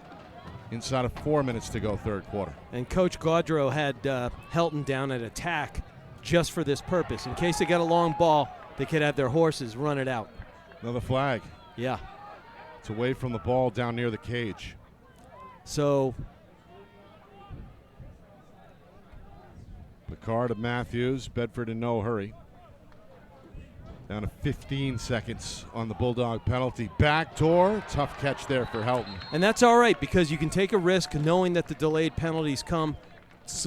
Throw it to the goal mouth with one of your big stars and see what you can manufacture. Doesn't change the outcome. So a penalty on Pinkerton. There's still 13 seconds remaining on the Bedford penalty. Yeah, so it's a slash for 1 minute, so we'll be even for 13 seconds and then 47 seconds of man up on paper. Anyway, Nick. Yeah. That's why we play the ball game. That's Justin Howell in the box for Pinkerton. We're going to speak with him. He's the Jewett Construction Trade Scholarship Award winner. So, Bedford kills off the remainder of the penalty. Rubin is going to join the fray, and Bedford's got a man up here for the next 40 seconds. And they got to go to work. This is a golden opportunity. You dodge a 3-minute locked-in penalty with no damage. This is your moment. They trail by 3. Matthews thought about it. Good closeout by Carney. Backdoor to Durso, and there's the dunk. Well, that toe drag drew all that attention. The Duke All-American has already got 5 goals. Everybody was focusing on number 13, Durso, as athletic as he is. Great pass back against the grain as he elevated away from defense and dragged them all north with him. Beautiful. Meanwhile, Rich Durso starting to put together a game of his own. 2 goals now. He had 3 assists in that first half. Well, and he scores on the EMO here to bring Bedford back within 2. It's a 2-goal game. That's a massive turn.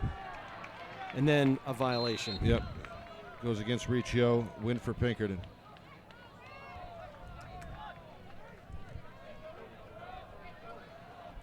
Well, Astros look to rebuild the 3-goal lead. Weaver against Frongillo, one-on-one. The senior spins, loses his balance.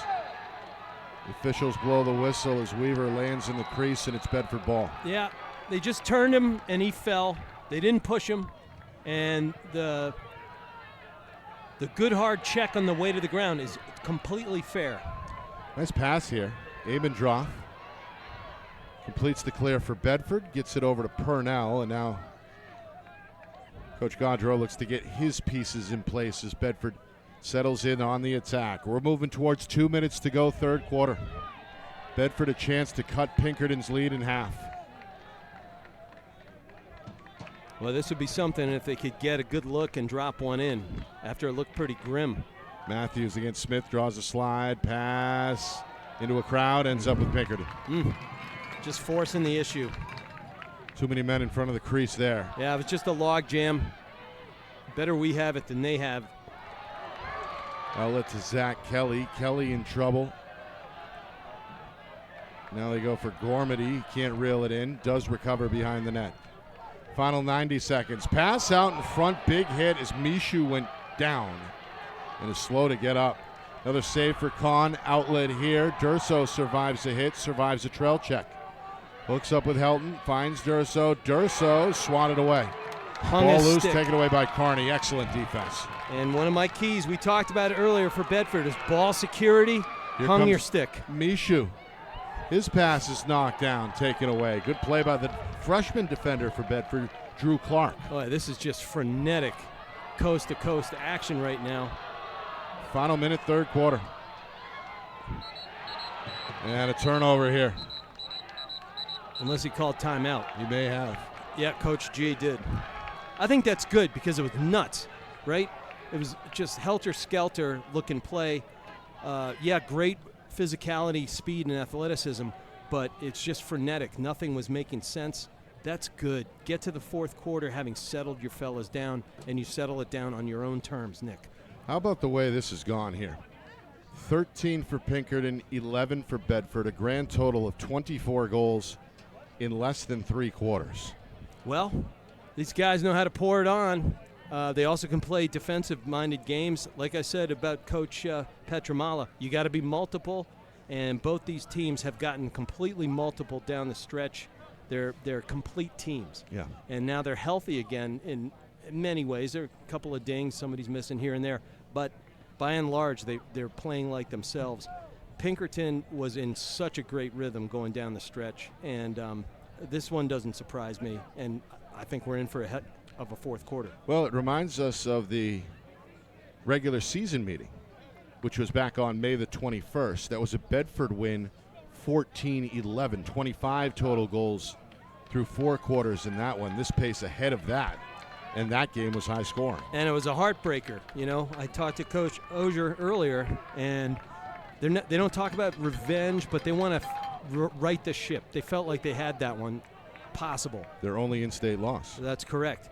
And what do you take away from that? Either you can come away with vengeance on your mind, and that's not healthy. What you want to do is say, we needed to be better. Let's go be better today. And they have done that. They jumped out to a 4-0 lead 10 minutes into the game. Bedford responded. We had a 1-goal difference at halftime, but a wild third quarter as well. Final 48 seconds.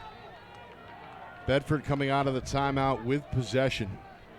They would love to cut the lead in half here, make it a 1-goal game going into the fourth. Or even just getting great shots, even if it doesn't go in, you feel like you're yourselves again and you can own the fourth quarter.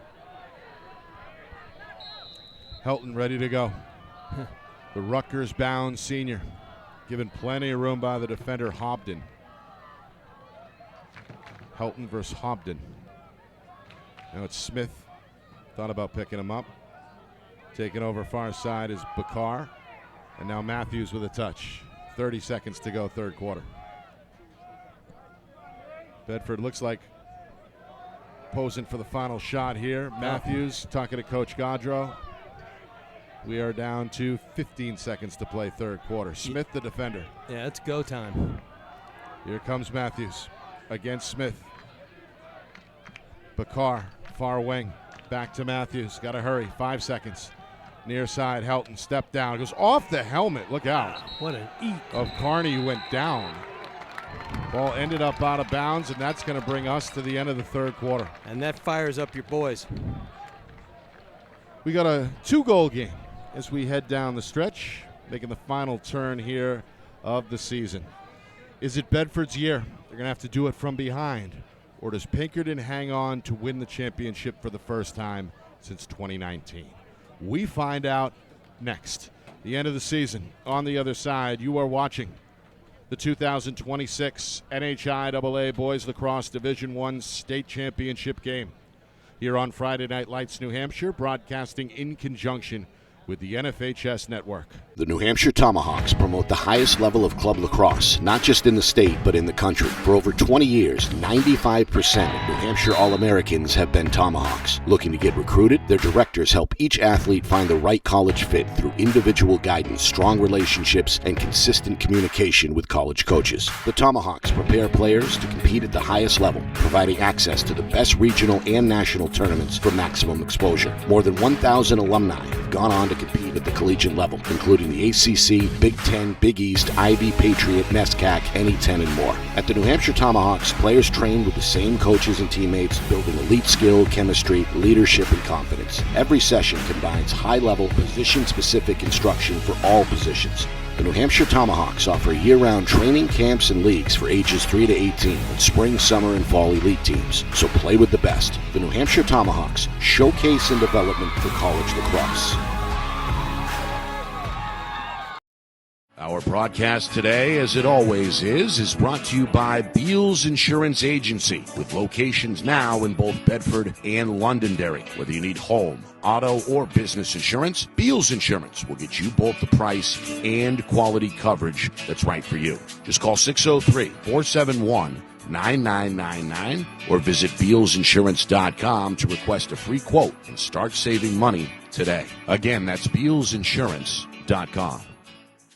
How can you reach your team's fundraising goals at no risk and no cost? MG Sports offers a variety of products to make your team's fundraiser a success. Their products include tickets and discount cards to hundreds of local businesses. MG Sports now has a digital platform where athletes can raise funds in the comfort and safety of their own home. So become another lacrosse program like Bedford, Goffstown, or Memorial that sets fundraising records every season. MG Sports, fundraising made easy. Visit mgsportsfundraising.com to start raising money for your team today.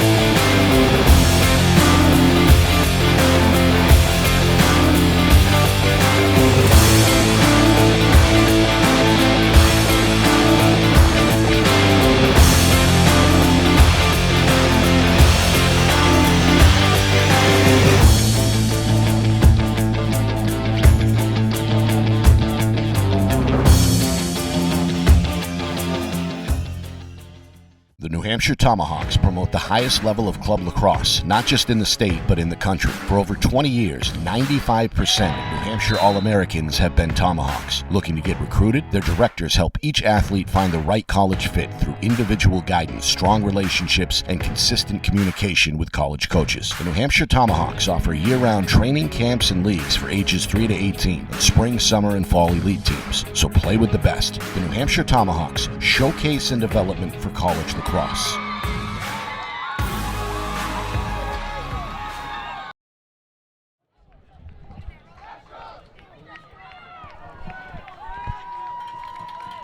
Well, buckle up. What should be a wild fourth quarter awaits here in Nashua. Nick Anastas, Rich McDonough, the 2026 NHIAA Boys Lacrosse Division I State Championship game.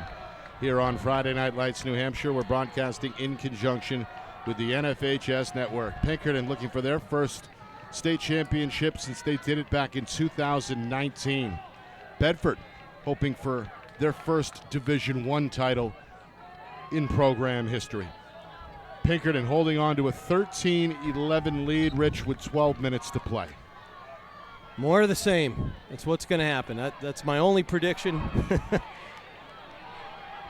Meanwhile, it's the pole on the wing, Nate Smith, who had the best chance at it. His teammate Stingle helps his own calls as DeFogo gets to the ground ball. Things have been pretty even at X. Unofficially, Bedford a 13-12 edge. Yeah, and we had the 3 no faces because of penalties and stuff.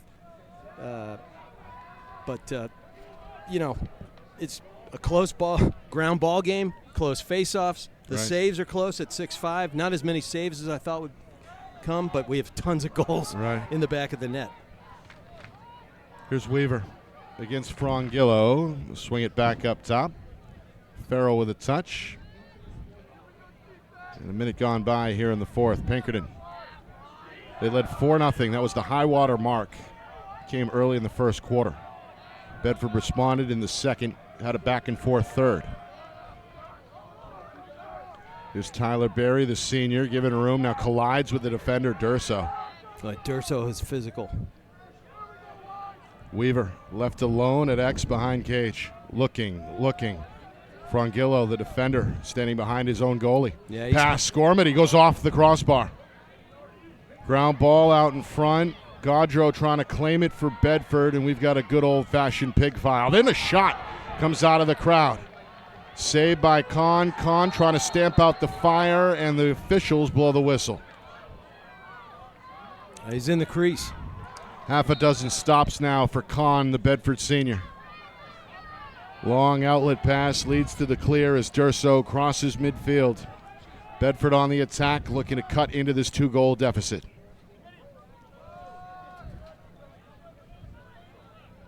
Now 2 minutes gone by, fourth quarter. Huge possession right here for the Bulldogs. Pinkerton's taken your momentum away time and time again. You've given it away time and time again. Now's the time to flex out, get into some rhythm, and be who you are. Bakar, the freshman, 3 goals, all in the first half. That was a fantastic long slide by Smith. Picked up off the switch by Smith. And now behind the cage, Matthews left alone. The Duke commit. Going to take on the defense on the far wing, spins, and barely gets the pass off on his way to the ground. Ball loose, rolling to midfield. Helton will scoop and keep it with Bedford. And Bedford fans wanted a penalty, a push on that one. They're closest to the action, far side of the field where it's nice and cool. But he just had too much dancing and twirling right there. His own momentum carried him down. 3 minutes in, fourth quarter. Long possession for Bedford. Little cat and mouse here. Durso against Leo, the defender. They want that. They're setting up a shorty. Bakar. Back to Durso. And Bakar's got the shorty. Closed out by Leo, and now they'll try their luck behind the cage. Rubin draws a slide, step down, shot wide.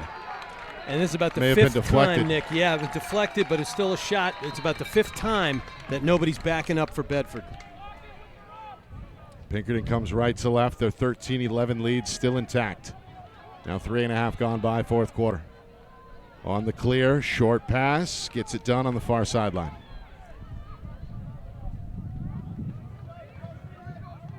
I didn't put on my sunblock. We're getting cooked in the booth here, Nick. Yeah, the sun's right in our eyes here. The shadow has stretched across the field, so the players getting some relief from that heat from earlier. It's tough. Meanwhile, Weaver against Frongillo, trying to go back door. Ball is clamped down upon by Kahn. Yeah, it was just too crowded in there, right north side of the crease. Better to pull that one back out instead of jam it in. Meanwhile, Matthews, a good catch on the clear, spins his way past midfield, and Bedford's back in business. All right, they need help. help. Step down, shot, score. Got inside the defender and pulled the trigger, the freshman with his 4th goal. And they've been trying to set him up. I was talking about that on the previous sequence where he had the shorty and he's got that powerful left-hand shot.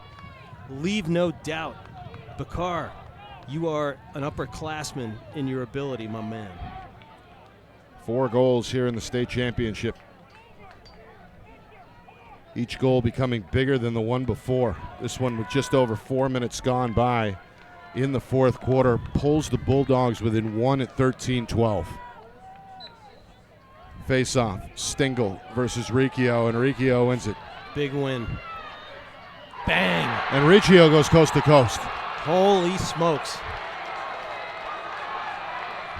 Saw a little bit of space, took advantage, and why not if you're the junior? He pulls the trigger, gets his name in the scorer's book, and ties the state championship at 13. What a huge win. And he's ready to do it again. I can see the body language has all changed for him. But Stengel has been so good time and again. And there it is. Look at that clamp. Gets out of dodge so quickly. Big win for Stengel and Pinkerton. Big time. At 13-13, you got Gormity out in front. Tried to hook up with Leo, the defender. Bedford takes it away, and here comes Matthews. Bulldogs have never led here this afternoon. Looking for their first lead, and they'll take it here with Bennett Matthews. And that's 4 unanswered for Bedford dating back to the third quarter. Matthews has 6 goals, and for the first time this afternoon, Bedford is in front, 14-13. Phenomenal, phenomenal. And it won't go in the book other than the ground ball, but Noah Lawless picked up that loose ball just by the restraining line, and with a man coming on, wristed it upfield to Matthews and didn't take a check. Matthews goes. How about Rich? 3 goals for Bedford in 30 seconds. Well, I've seen him do it before. But Pinkerton can do it. And here we go. That's not Stengel out there. That's Pinardi. Yeah, he's taking a couple of draws now. Stengel, the vast majority, but a big win there for Pinardi and Pinkerton. Well, just a great athlete. He was on the all-freshman team last year as a sophomore. You know, I mean, he had a game-winning goal against Long Meadow in overtime. Got 5 goals tonight. Yeah, to lead Pinkerton. Fantastic player. We're nearing the midway point, fourth quarter. The clock starting to become a factor. The Astros find themselves trailing for the first time all night. And a key possession here as they work the perimeter. And I will tell you, the fans who are to our left for Pinkerton, they've been raucous all game, stone silent. The momentum with Bedford. The Astros have not scored in this fourth quarter, which is now 6 minutes old. Gormity trying to shake off the defender. That's the freshman Drew Clark for Bedford. And now Johnston will toy behind the cage. Hits the gas, comes near side, short pass for Berry. Berry against Abendroth, nowhere to go. And now the speedy Rice and Mishu will circle along the far wing. This is a good possession. I like it. Coach Ogier watching with his arms on his hips. Just remind Bedford that you're still the team. Shot low, saved by Kahn. Rebound ricochets to the far sideline where it's allowed to go out of bounds. It'll stay with Pinkerton. Boy, this is a game, Nick, huh? A fun one. A little lopsided last season when BG blew out Pinkerton. 2 years ago, Bedford hung around before the Cardinals closed it down, and now we've got a brand new game as Matt Gormity shoots from the hip there from downtown to tie it at 14. Beautiful sweep from the wing. Great dodge to blow by his man, and we've seen that first step all day long, and we saw it in the semis. You know, when he gets going, you're not staying with him. You've got to get some crash down or inside movement to stop his east-west drives. And then he's got that cannon lefty. Tied up. We've had it all, Nick. Anybody's guess for the final 5:24. Bedford looking for their first Division I championship trophy in school history. Pinkerton looking for their first since 2019. And I believe, Rich, it would be the 13th Division I title for Pinkerton in their illustrious history. That is a magnificent timeout by Coach Ogier. You had a win, and then not giving up on it was Riccio. And amazing.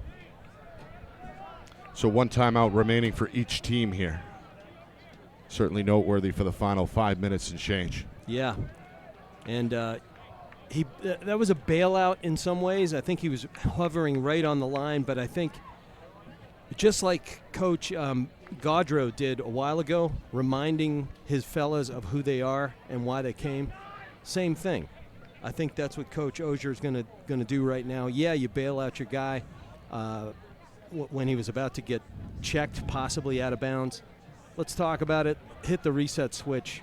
Rediscover ourselves as we go down the final 5-14, Nick. It's really an amazing game we're witnessing. It's been a fun season. We've seen a little bit of everything, particularly the goaltending. Oh. You and I were spoiled this season, and we've had some games come down to the wire. A 1-goal difference in the semis between Exeter and Bedford the other night, but this one may be the best finish yet here. Still time with 5 minutes, 14 seconds to go, but boy, somebody's got to win, somebody's got to lose as well. Going to be a tough one to swallow for whoever comes up short. Without a doubt, and I get to handle the PA for the awards after the game, and right. I've been that guy as a coach and a player, but you get in the best game in the final game. Yeah. You can't ask for better than that. So, out of the timeout, Coach Ogier chatting with the officials. His team set to restart here. If you're just joining us, it's been fun. Back and forth. Bennett Matthews, 6 goals for Bedford. Tyler Pernardi, who has the ball in his stick here, is the high man for Pinkerton with 5 goals. Things have basically been even when you look at the 2 goaltenders, you look at the action at the face-off X. Bedford has committed a few more penalties than Pinkerton. Yeah, yep. But nonetheless, 5-2. here we are tied at 14 with now inside of 5 minutes to play. Astros, after leading most of the afternoon, looking to retake the lead here. Pernardi against Durso. Over to Johnston. Floats it back up for Farrell. Back door. Stoned. High to high. Gormady met by Kahn. Kahn tangles with Weaver behind the cage, and it's turned over to Pinkerton. Well, the footwork not quite there for Kahn. Good pressure by Weaver to force the turnover. Without a doubt. I mean, you're playing defense. If you're riding, you are a defender. Now Weaver trying to come middle, poke loose. Frongillo, good play. Hung a stick, trail check all day. That could be a flag. No, it's a loose ball. Loose ball whistle. Yep, it's they going got to a go to push. Bedford. Yeah, there's a push on Durso. Oh no, it's sorry, Pinkerton possession. Yeah, Durso was just making a really athletic play. Just got body contact on the backside, rode him into the dirt. I don't fault that as a coach. That's just a great athlete making an athletic play, and that's the way cookie crumbles at times. It's a physical game. Without a doubt. And Especially he's a physical this guy, yeah. Inside I didn't of get 4 to see him minutes. play running back, and you did. All right, so Pinkerton here, Rich. They've got one eye, I'm sure, on the clock as well, right? They want to wind this down, or are they going full speed, business as usual? Yeah, you want to play. You want to be yourself. Be yourselves. Yeah, chew up a little clock, but just always remember that you've got a precision passing team and lots of fast athletes, and here we go. They're going into cycle. Nice lift check right there. It's still loose. They got to push. That's the freshman Noah Lawless call for the push. Pinkerton keeps it as we head towards 3 minutes to play. How about some of the freshmen we're seeing, Nick, all season long? Just phenomenal play. A few standouts in this game as well. Pernardi stripped. Another beautiful That's recognition. Just recognizing that he's going to hang his stick. That's his tendency right there when he gets beat up. And now it's Matthews' time. Yeah. Going to swing upstream a bit. Hook up with Durso. Collides with Farrell. Durso keeps coming. Has Helton. Step down shot and score. And Bedford is going to take the lead with 2:38 to go. And Durso was setting that one up all the way upfield after really great play by Lawless twice on that sequence. He took the physicality, dragged his man to the top side just underneath the front porch, drew one, pass back against the grain. Bennett Matthews with that cannon, step down, 12 yards, walk in the park for number 13.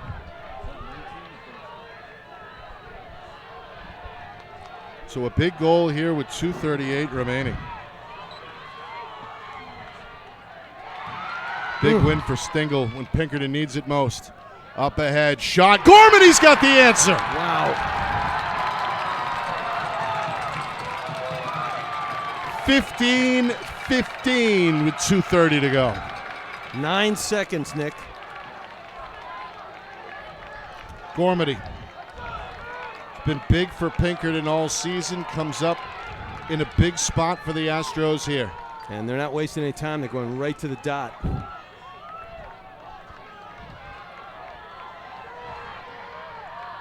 So Gormany. 2 goals in this fourth quarter. 4 goals total for the senior in his final game. He'll continue his career at Southern New Hampshire University. Wow. Bedford has it. Off a key face-off win from Riccio. We're going to hit 2 minutes to go here. 15-15. Bedford looking to play the clock here. Defender approaching slowly. That's Nate Smith. Now Matthews against Smith. Looks for room. Finds a man on the doorstep, and there's Purnell. John Purnell beats Perkins low. And with inside of 2 minutes remaining, Bedford is back on top 16-15. Well, they've done that before. All eyes are focused on either Helton or Matthews, and then they sneak from low to high and look near side on the doorstep, just coming up over GLE.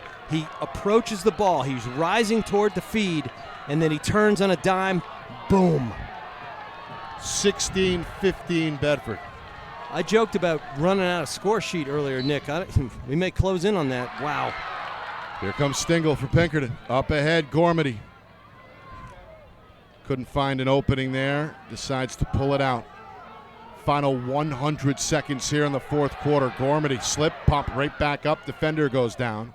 Now the pass taken by Weaver at X behind the cage. Frangillo on his hip, turns the corner. Shot saved by Kahn. What a save. Frangillo trying to find the ground ball for Bedford. He gets to it. Launches a long pass near side. Gaudreau can't handle it. It's turned over to Pinkerton. Wow. Make that great save and throw it away. Kahn's had 4 big saves in this period. Minute 15 to go. Farrell, Johnston, backside, Weaver, given room by Frangillo. Minute 5 to go. Weaver feeds it near side. Mishu going to pull it out up top against the freshman Lawless. Drop the ball. It's loose. Mishu recovers. Still got timeouts, one timeout for both squads. Coming up on 50 seconds to go. Mishu back up top. Farrell, shot. Bouncing shot and score! It takes a hop over the shoulder of Ethan Kahn. An improbable shot and score, and we are tied at 16 with just over 46 seconds remaining. Kahn just didn't read that one right. It was a true bounce. He got his blade down to the ground, 5-hole in a hurry, and it just hopped quickly and high. Sometimes that ball on the turf gets a little bit of English or backspin, and it jumps higher than you think it will. Your best, it might have deflected, but your best course of business is to be like a shortstop and get your whole body in the way. And if it hits your neck, it hits your neck. Monster face-off here. And it goes to Pinkerton. Pernardi from the wing able to gather. They're up 7-2 in this period in that department. 35 seconds. Astros looking to take the lead. Bedford hoping to clamp down for one more stop. We're inside of 30 seconds. And remember, they do have a TO. Farrell looking for the step. Shot. Score! Jackson Farrell again. Just over 20 seconds remaining. Pinkerton is out in front, 17-16. Jackson Farrell, the junior, is just willing his team back into the driver's seat right here. Those were barn burner shots, Nick. Wow. Don't describe it, just wow. 2 goals for the junior, 26 seconds apart. And that's a PA timeout. Timeout, Pinkerton. Well, we told you. We were in for some drama, in for an exciting finish, and after a back-and-forth contest, This game has certainly lived up to the hype here. We'll recap the whole thing coming up after the game. Live presentation of the awards ceremony down on the field, and a live interview with Jewett Construction's Trade Scholarship Program winner, Justin Howell of Pinkerton. But all that for later. 20 seconds remaining here, Rich. 1 goal difference with Pinkerton in front 17-16. And anything's possible. Absolutely anything's possible. We've seen 3 goals in 30 seconds. We've seen long possessions, but the former has to occur right here. Bedford's got to win a draw, and PA guys Stingle and Pinardi have been smoking hot lately in the last 3 or 4 sequences. Again, it's 7-1 for PA on faceoffs in this period alone. That is massive, and that is the tail of the tape right now with Bedford playing so well on their offensive end. But you don't have the rock, you don't have a chance. It may come down to this. Best on best right here. Stingle against Riccio. It's been the matchup basically all game. And you got Durso and Bennett Matthews on the wing. They're going right to offense.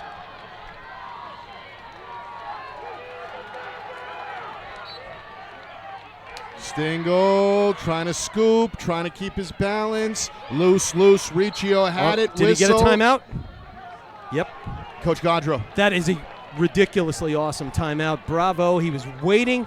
It was in the bucket. It was in his cross. Gaudreau didn't waste a moment. Wow, 13 seconds, Nick. Second and final timeout for Bedford. It comes with inside of 14 seconds. So the door is cracked open. Still a shot here for Bedford. We've seen this before, Rich. As I said, we've been spoiled. Some of those last-second goals, anything possible here with 14 seconds. 13.7 to be exact. But they've got athletes all over the field with Durso, with Rubin, Purnell, obviously Helton, obviously Matthews. My goodness, Bakar. I mean, there's your 6 right there. I mean, any one of those guys can fill it up in a heartbeat. Now, if you're Pinkerton, what do? Do you disrupt by pressing a bit? You know, you get in every single skip lane. You're going to be looking for skip passes.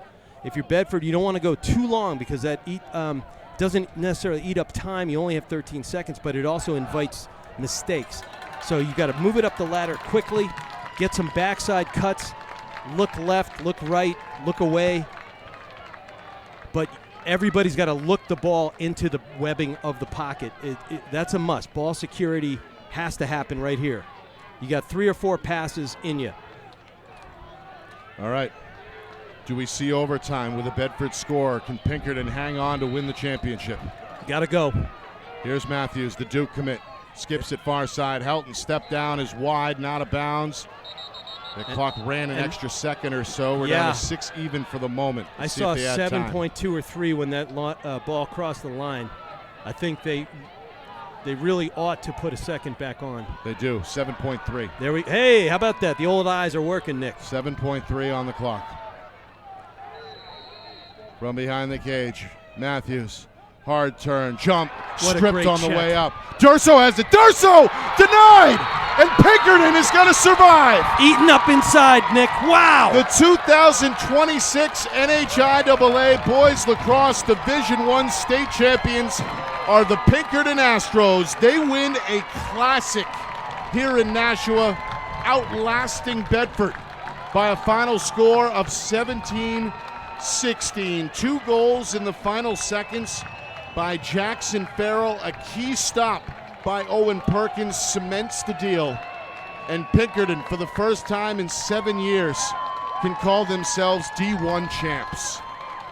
One of the great games I've seen, and I've seen thousands of lacrosse games, whether as a player, a father, a fan, a coach. This is one of the greatest ones I've ever seen, Nick, and I've been in college as a player. I've broadcast college games. This was great, Nick. Pinkerton, 15-3 during the regular season. That includes a 13-1 mark against in-state competition. They go 3-0 in this postseason with wins over Merrimack, Bishop Girton, and now Bedford. And they are your 2026 D1 champs. A job well done. Congratulations to Coach Ogier. Congratulations particularly to the seniors who played their final game and Certainly kudos to Bedford as well, who come up just short in the championship game. They say goodbye to Bennett Matthews, Brody Helton, in the senior class, but certainly nothing to be ashamed of here. The players leaving it all on the field, and unfortunately there has to be a winner, have to be a loser. And you said it. They did leave it all on the field. It's one of those things. You're in this moment of time. You're the two best teams in the state, and it's hot, and you know each other well. You play on the same club teams for most of your lacrosse playing life, and they totally emptied the tank, Nick. Special game, special group of coaches and players, and you and I lucky to be on top of it all. What a game. Certainly are. All right, we've got the post-game interviews on the way. The post-game trophy presentation will come your way from the field in just a moment. We may take a break. We will take a break before we come back with the post-game. So what a game. Let us catch our breath up here as well.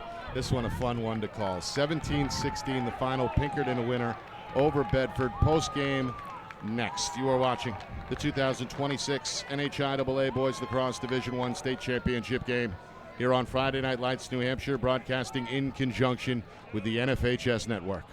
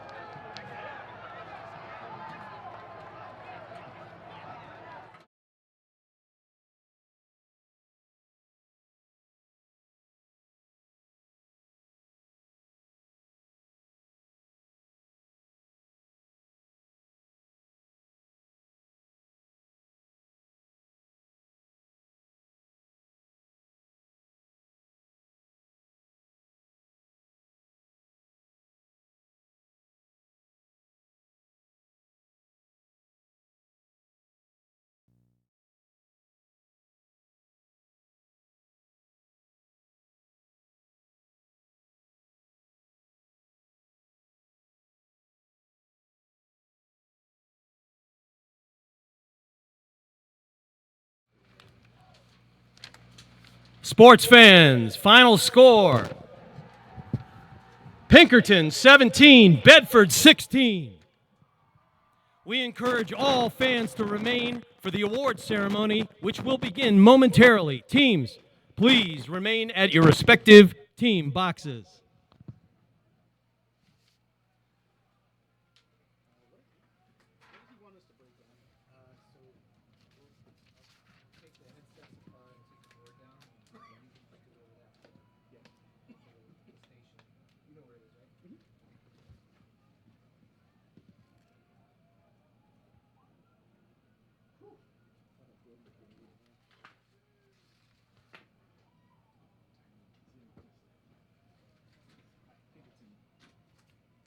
I can't.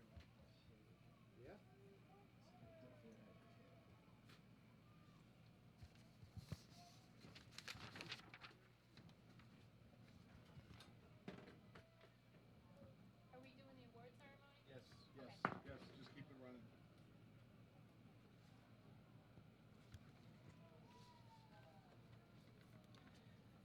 Sports fans, please direct your attention to the middle of the field, where NHIAA Boys Lacrosse Committee Brian O'Reilly will present the awards. Would the head coach of the Bedford Bulldogs please come forward to present individual medals?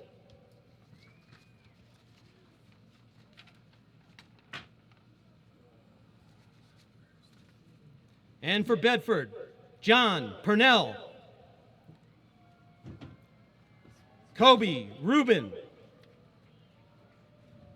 Jacoby DeJesus, Trevor Abendroth, Dylan Riccio, Bryson Durso, Will Frangillo, Cam Santos, Drew Clark, Paul Gaudreau, John Garrett, Ethan Kahn, Bennett Matthews, Finn Lamarche, Dax Becker,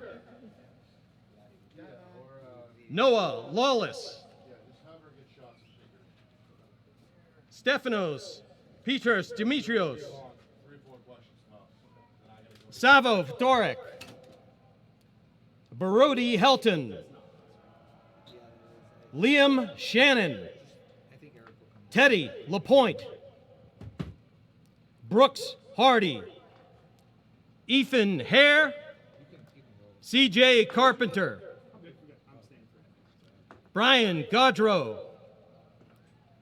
Teddy Montagano, Sam Swinarski, Reed Olachars, Drew Pascalis, and Kellen McGinnis. Congratulations to Bedford on a great season. So would the captains please join their head coach at the center field to receive the NHIAA Boys Lacrosse Division I runner-up plaque.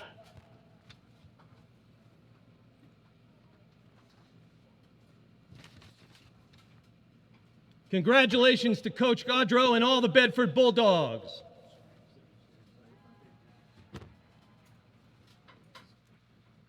Now, would the Pinkerton head coach please come forward to present individual medals.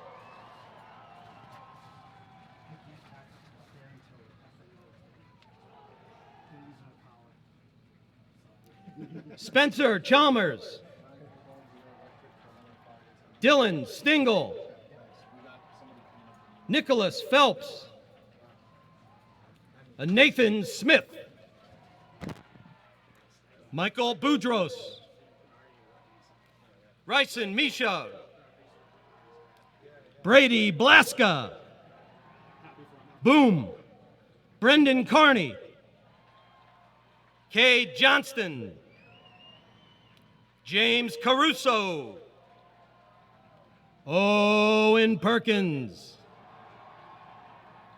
Matthew Gormady, Sam Leo, Tyler Barry,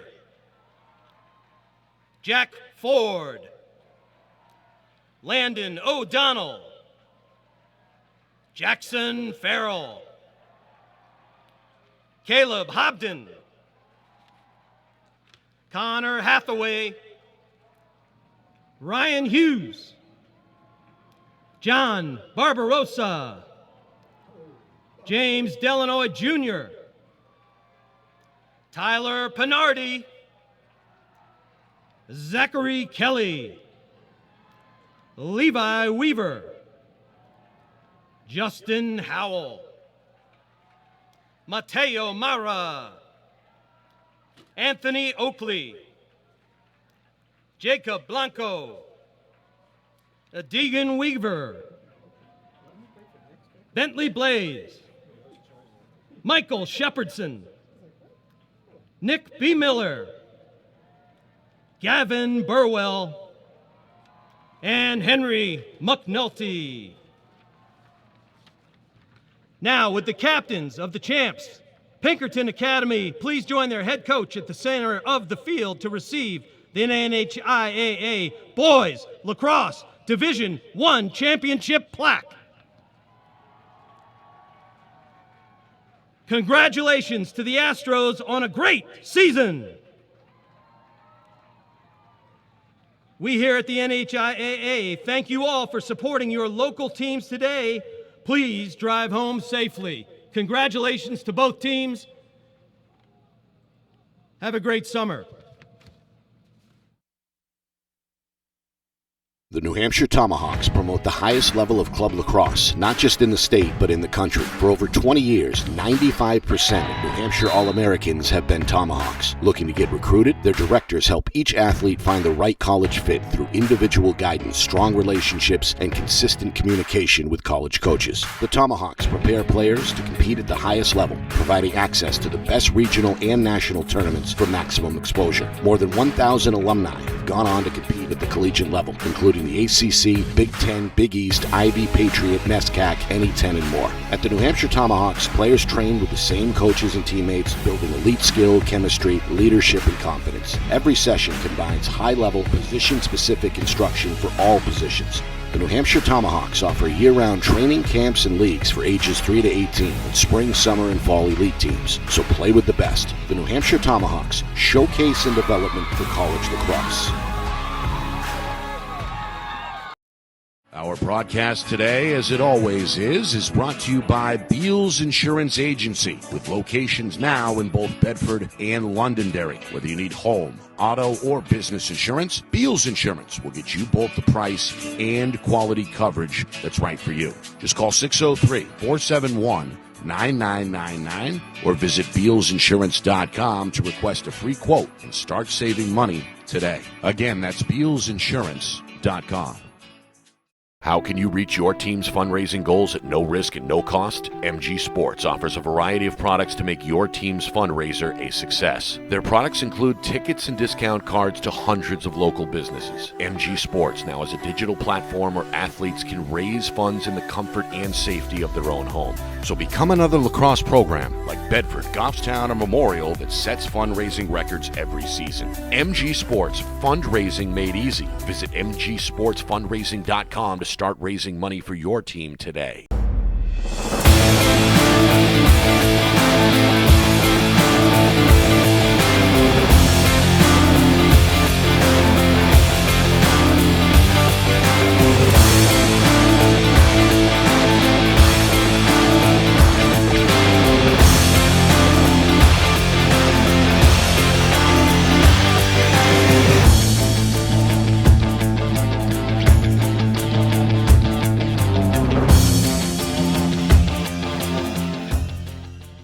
The New Hampshire Tomahawks promote the highest level of club lacrosse, not just in the state, but in the country. For over 20 years, 95% of New Hampshire All-Americans have been Tomahawks. Looking to get recruited? Their directors help each athlete find the right college fit through individual guidance, strong relationships, and consistent communication with college coaches. The New Hampshire Tomahawks offer year-round training camps and leagues for ages 3 to 18 and spring, summer, and fall elite teams. So play with the best. The New Hampshire Tomahawks, showcase and development for college lacrosse.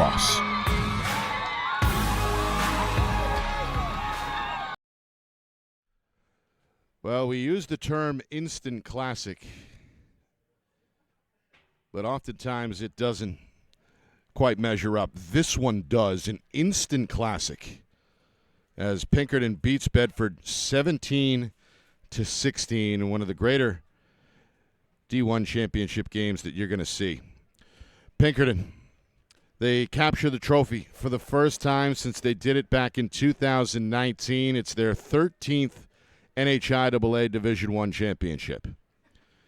Bedford now coming up short for the second time in 3 seasons in the championship game. Nick Anastas, Rich McDonough with you. Pinkerton got off to the good start that Coach Marty Ogier was hoping for. 4 goals in the first 10 minutes from 4 different goal scorers. Levi Weaver, Cade Johnston, Matt Gormady, Jackson Farrell in that order. Bedford called a timeout and responded, stringing together 3 straight goals before the end of the first quarter. Dax Bakar, the freshman, Bennett Matthews, the senior, headed to Duke, and then Bakar again made it a 1-goal game after 1 quarter. Second quarter, Tyler Pinardi on the EMO. Penalties hurt Bedford tonight. Pinardi stepped up. The sophomore scores 1 of 5 early in the second quarter. Bedford came back to tie the game. Matthews and then Bryce Durso were even at 5 early in the second quarter. Then back and forth for the remainder of the half. Pinardi again for Pinkerton. Bedford's Bakar with his third. Pinkerton's Weaver scores his second. It's 7-6 at that point. Matthews gets a hat trick to tie the game at 7, and then Pinardi gives Pinkerton a slight edge, 8-7 at halftime.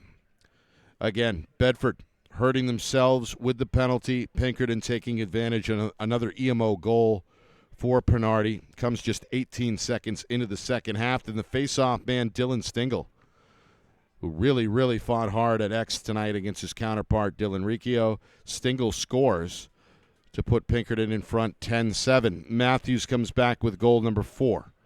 A few seconds later, John Purnell. It's 10-9 Pinkerton at that point. Little breathing room from Gormady, who played hard tonight.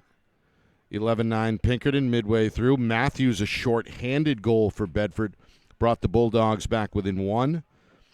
And then Pinkerton back-to-back scores. Pinardi and Farrell. This all within the first 6 minutes, by the way, of the third quarter. 13-10 Astros at that point. And then in the final closing minutes of the third, Bryce Durso gets his second on a Bedford EMO. We head to the fourth with Pinkerton in front 13-11.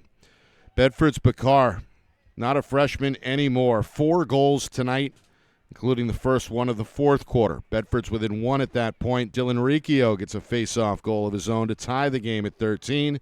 And then goal number 6 for Matthews puts Bedford in front. Their first lead, by the way, 5 minutes into the fourth quarter. It's 14-13 Bulldogs.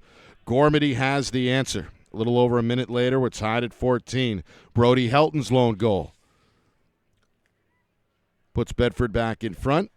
15-14. Gormady has the answer again with 2.5 to play. 15 all.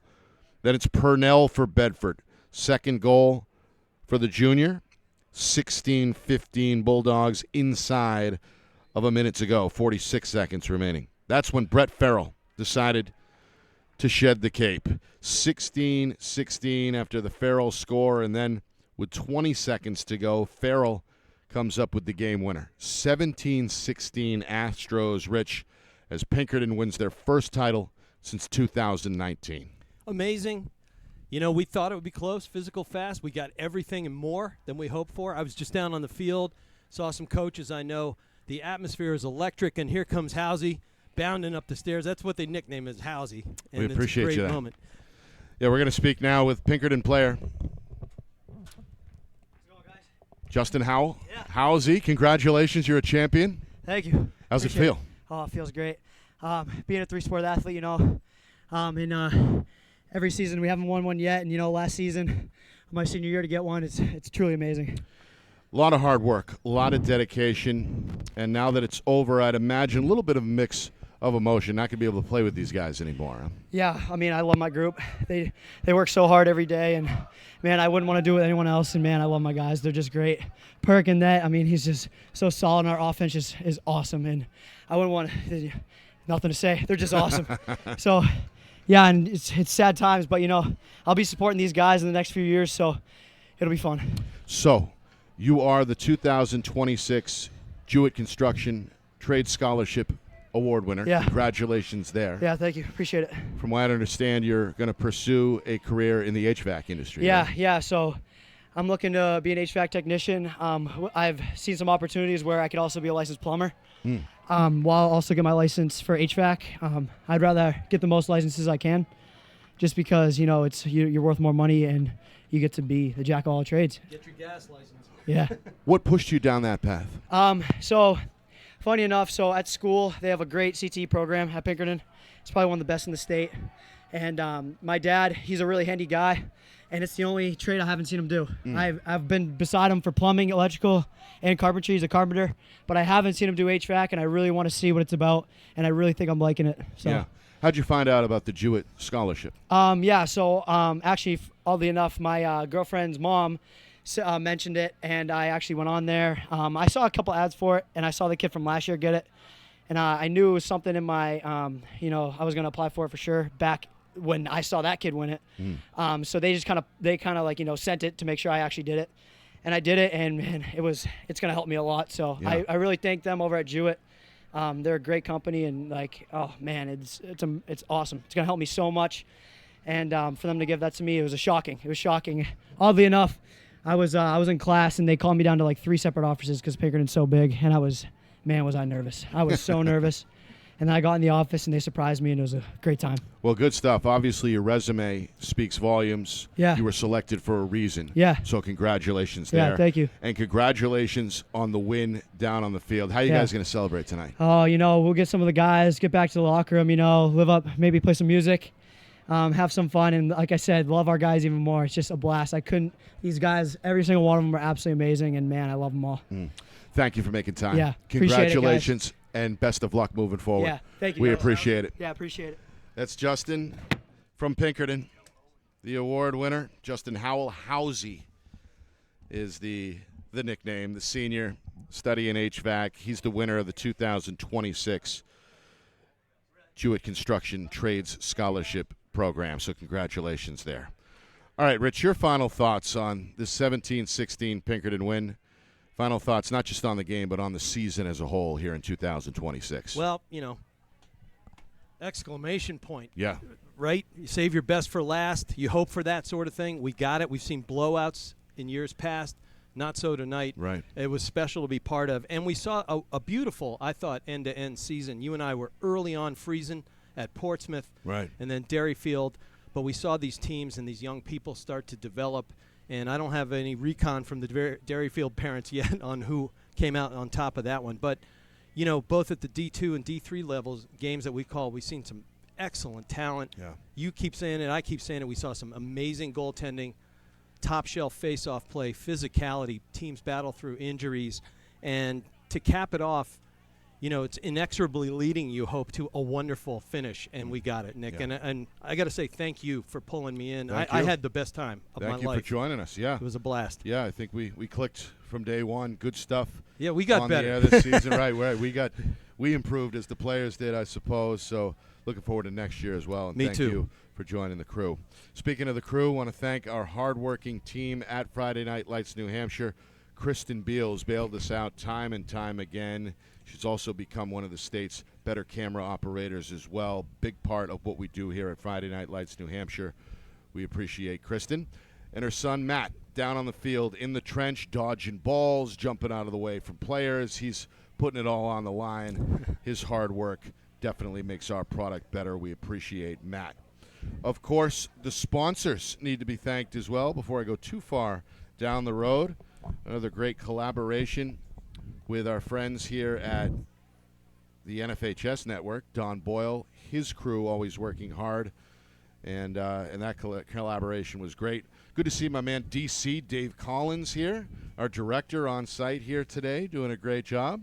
And I got to shout out our director at Friday Night Lights, New Hampshire. That's the man behind the curtain, the wizard of replay, our director, Ben Beals, back in the Beals Insurance Studios. Our sponsors include the New Hampshire Tomahawks, our presenting sponsor, Beals Insurance, another good season with MG Sports Fundraising, and, of course, Jewett Construction. Congratulations once again to Justin Howell, the sponsorship winner. Steve Beals is the unseen hand, the immovable object, the force behind the operation, our executive producer. He's up in Manchester on the call for the baseball games, but supporting us behind the scenes all season long. For the folks on the ground, including our friends at BCTV, ETV, Blue Hawk Media, we appreciate sharing the space with them all season long as well.